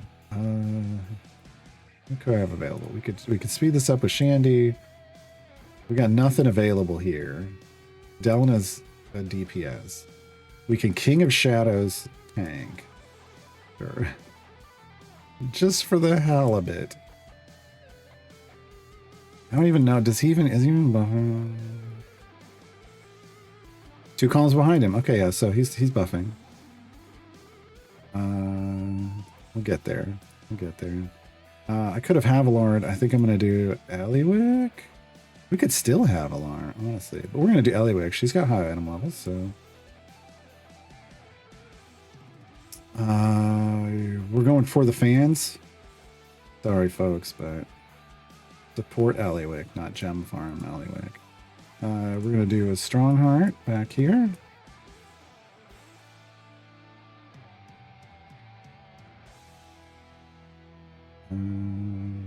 Okay. And then we're going to do Bobby Boucher. No, we're going to do Melf. Bonus adaptation. Come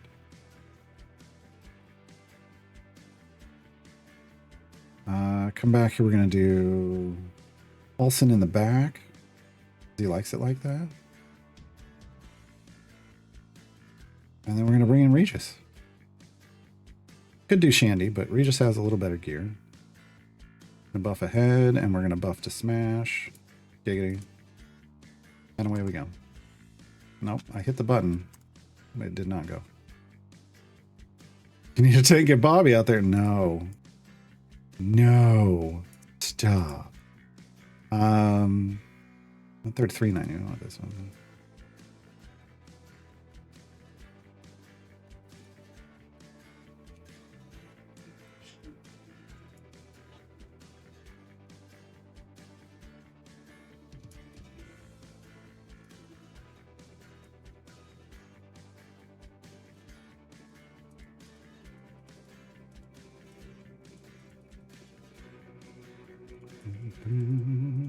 We're already at E137 DPS.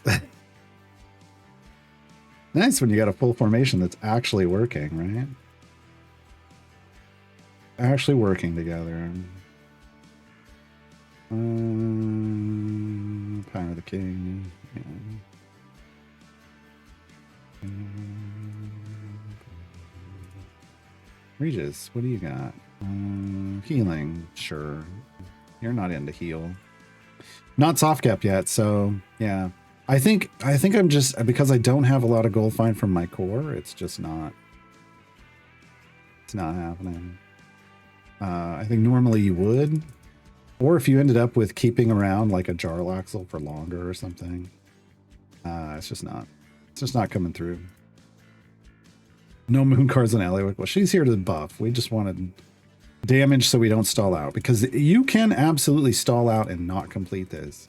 You can get through all 3 splits, but if you left yourself with bad champions, you'll get hard stuck and not be able to finish it. Which is why I try to demonstrate, like, I'm trying to make good decisions. I'm leaving some strong champions. Use a couple strong champions, but I left a lot of other strong champions available to get me across the finish line.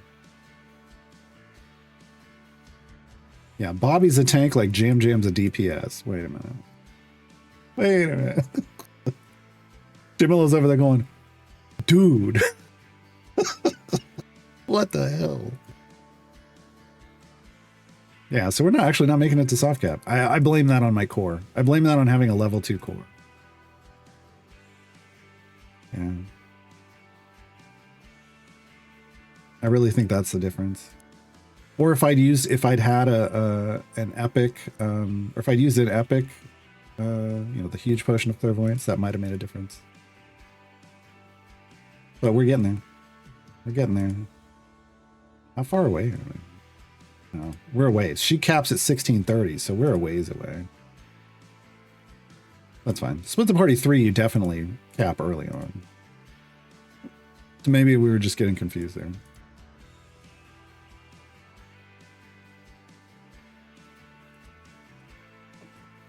Did it. I did it.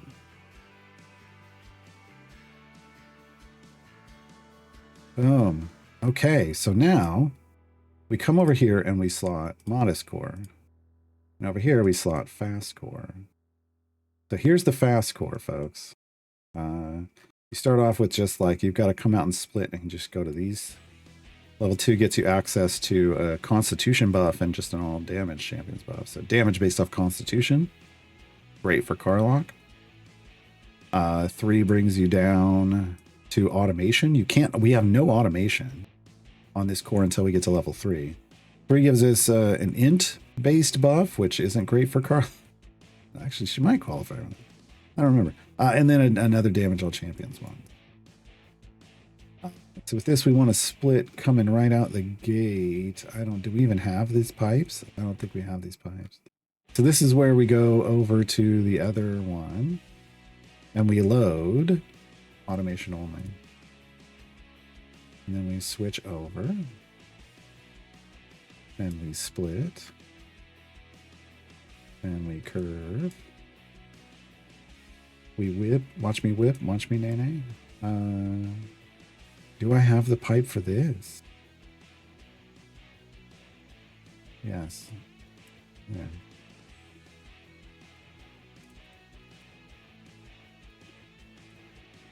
Okay. I should also do an automation only. Well, there is no automation only here. So I would just clear it. All right. That's it. So, from here, this is the challenge. It's split the party 2. We got the fast core. We have Mert, Vajra, and Strahd. Zariel is a ways off. But is she? Really? We have 41. Time gate's still open. Thank you. I'm like, what are we doing? Time gate's still open. That's what we're doing. Thank you. Thank you for the reminder. I needed that. Okay. Time gate's still open. We will do the time gate. But we want Hank. And we want Lizzo.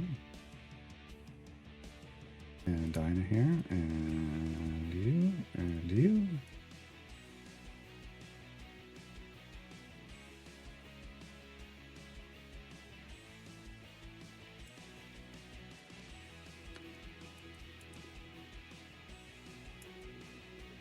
Yeah, it should be super easy to rock out.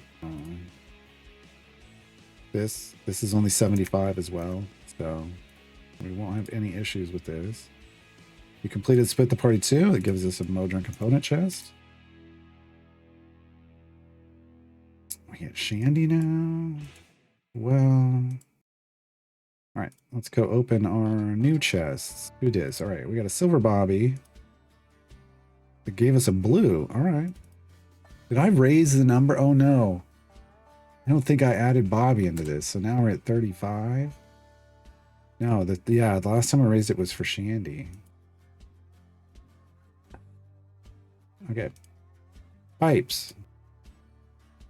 Useful. Useful. The directed T's. Directed T's are useful. Useful? We don't know how useful until later. Useful. Useful. The Epic's not really useful. I mean, that's fine. But the directed T's are really what we want. A lot of. All right. Give me some Electrum love. No. No. There's one.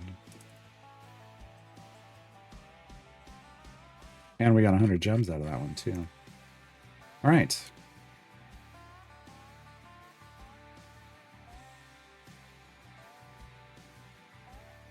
Yeah, we got enough to get another gold chest.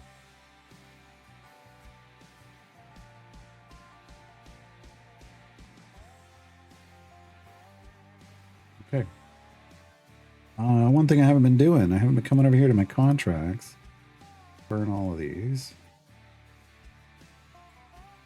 And let's use these. Just going on Eliwick. We're aiming at average item level 100. That got us a good chunk of the way there. Will this get us the rest? 98. You bastards. Oh, we're so close. All right, that's fine.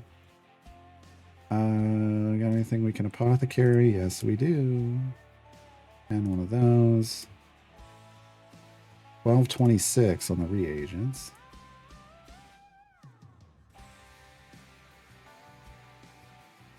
Did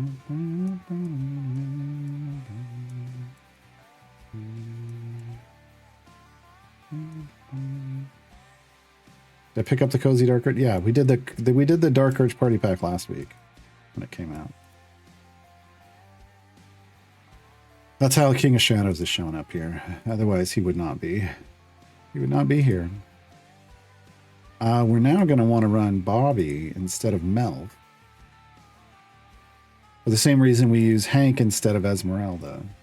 Scavenge stuff. When we get there. But yeah, so now it's all about having the level 1 core here. Like leveling the fast core in your first party. I put 3 champions out here. We're going to come over to this party. Or 3 familiars out here. Well, they're the champions. They're the real champions. We all know this. Bruner was in a different party, but now he's not. Okay. So Bruner, now I can come over here and I can go Bruner alone. And I can save this. And I can come in here to this core. And I can set Bruner alone.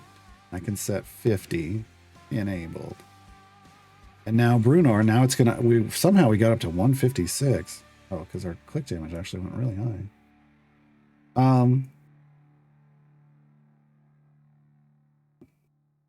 And it's gonna reset here, right?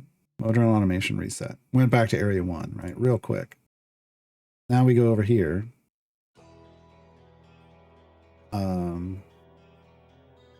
And now we're on the hunt for another familiar. So now I'll be saving up for the gelatinous cube. And the reason for that is to go further in that background party, but with Nordum in the background party to help level up that core while we're actively focusing on giving lots of levels to this front core. Because I'm not running the game like as much as a normal player would, the background core may level on par or at times even faster than our fast core with Nordum's help. But normally you're going faster in your active party with Diana, and the other just helps to keep up some leveling in the background. But because we only play the game like 5 hours a day at best, 4 to 5 hours in a run, the 24 hours of leveling that's now going to go on in the background party will probably level that modest core faster than the fast core. It's going to be close. Going to be close. But we will work on saving up some gems now. At some point, I don't know if I'm doing it right away or not, but to turn this into not Bruner alone, but Bruner and Nordum. Yeah. But right now, this is going to earn us a bit more gems, just a trickle of gems in the background. It's also going to earn some coins from doing these challenges. So Mad Wizard will do beasts, fiends, humanoids, constructs. What it won't do is undead. We'd have to go somewhere else. I'm not going to be able to do the distractions. I'm not doing 3 champions back there. We could try to do the Dritz one too, but probably what's happens is we're just going to get the easy stuff and then I'll switch it over to somebody else. That's usually how I go about that.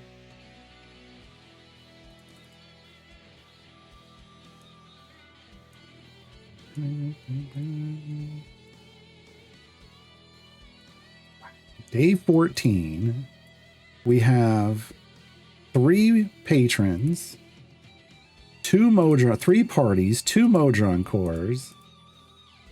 Wild.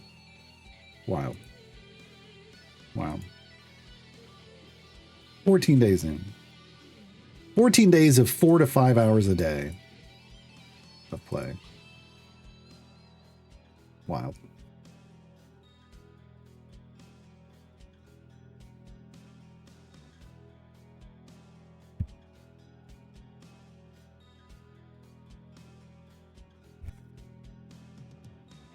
Oh, I just realized I left my air filter on. I need something that reminds me to turn my air filter off at the start of the stream.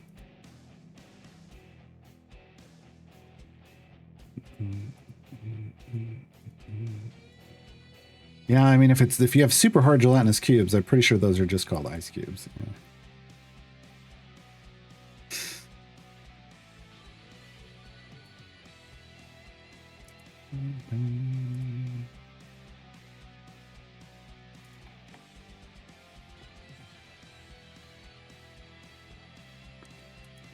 Can't hear any sound problems with the air filter today? I don't know why not. It's on. You know, I bet what it is that I have the music a little louder here than I do for like the Saturday shows. Probably. I don't do this music on the Saturday show. I have something else set. I have the theme song looping. The instrumental version or the audio, the music from Idle Champions itself that's not the jukebox. So it's probably not loud enough to drown out the air filter. I just realized when I sneezed, and it was like the first time I'd sneezed all day. I was like, oh, whoops. Whoops. All right, so I've got like 450 gems. We need 5,000. Yeah, we may as well save for that. Yeah, nothing coming. This is resetting tomorrow. I just wanted to check. Dan Enclave are nowhere near our corrupted gems yet. Potion of Specialization. Well, that would have come in handy during Split the Party 2 when I back to Shara wrong. But now I don't care. Now I don't care. Now it's just getting broken down.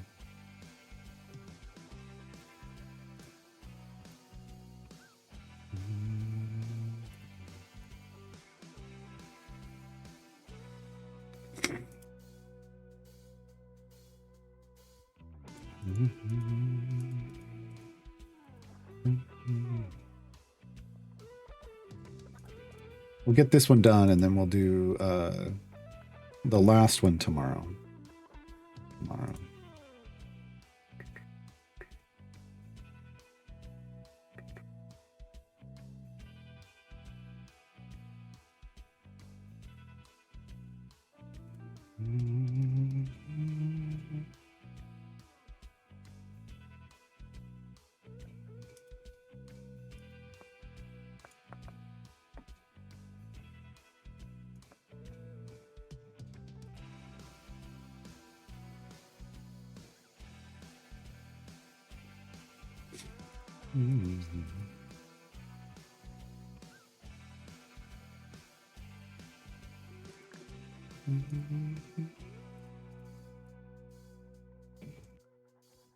So tomorrow we will start with Bobby's final variant. Then honestly, I think it's time to consolidate power. What I mean by that is I think we will do this. We will close the time gate. Then we will head to Tales of the Champions. We will do a Strongheart free play for Favor. He has no armored bosses in his adventures. So we'll do a Strongheart free play. And then we will start knocking out variants. To get just the first variant to get the 4 gold chests. I mean, I think we have the potential to do the second variants as well, but we can't do it because we haven't even done tier 2 variants in an event yet. Okay, so we'll do the tier 1 variants. Attempt to do them all. After that, we go into the event and we do a free play for Favor, and then we start doing event stuff. I think now is the time to. We're at that point. Like we've got the fast core. We got the fast core during our first event. We're at the point where now we just need to knock out lots of stuff to level up the fast core while getting power at the same time. So we'll be doing this stuff. We got 4 champions ready to get their variants on, but we want to get a lot more Favor because we want to try to go ahead and do tier 2. Who's going to be our Lark? We're going to do it we're going to do a Lark one, and we'll see how far we can go in a deep push. So that's going to be tomorrow. We're going to try to do that kind of stuff tomorrow. We'll at least be starting that journey tomorrow, but that's what we're going to be doing, for the next few days, trying to get all of that stuff done. As much of this event stuff as we can at the moment. I think tier 2 is probably guaranteed. I think it's probably guaranteed. Doing things into tier 3. I think we target tier 2. And we stop after we complete tier 2 when we're doing variants. Because then we'll have the tier 1 and tier 2 buffs so that next week we can take any last attempts at tier 3. I think that's the best. That's the best plan. Is this a kind of race to trials? No, we're just trying to figure out what progression looks like in this new Tales of the Champions era with Hank being in Tales and feeding you champions. And it's just ridiculous compared to before. It's wild. All right. That's gonna be it, folks. Thanks for hanging out. I will have a good night or morning or afternoon. Have a good time zone. I will see you tomorrow. Bye, everybody.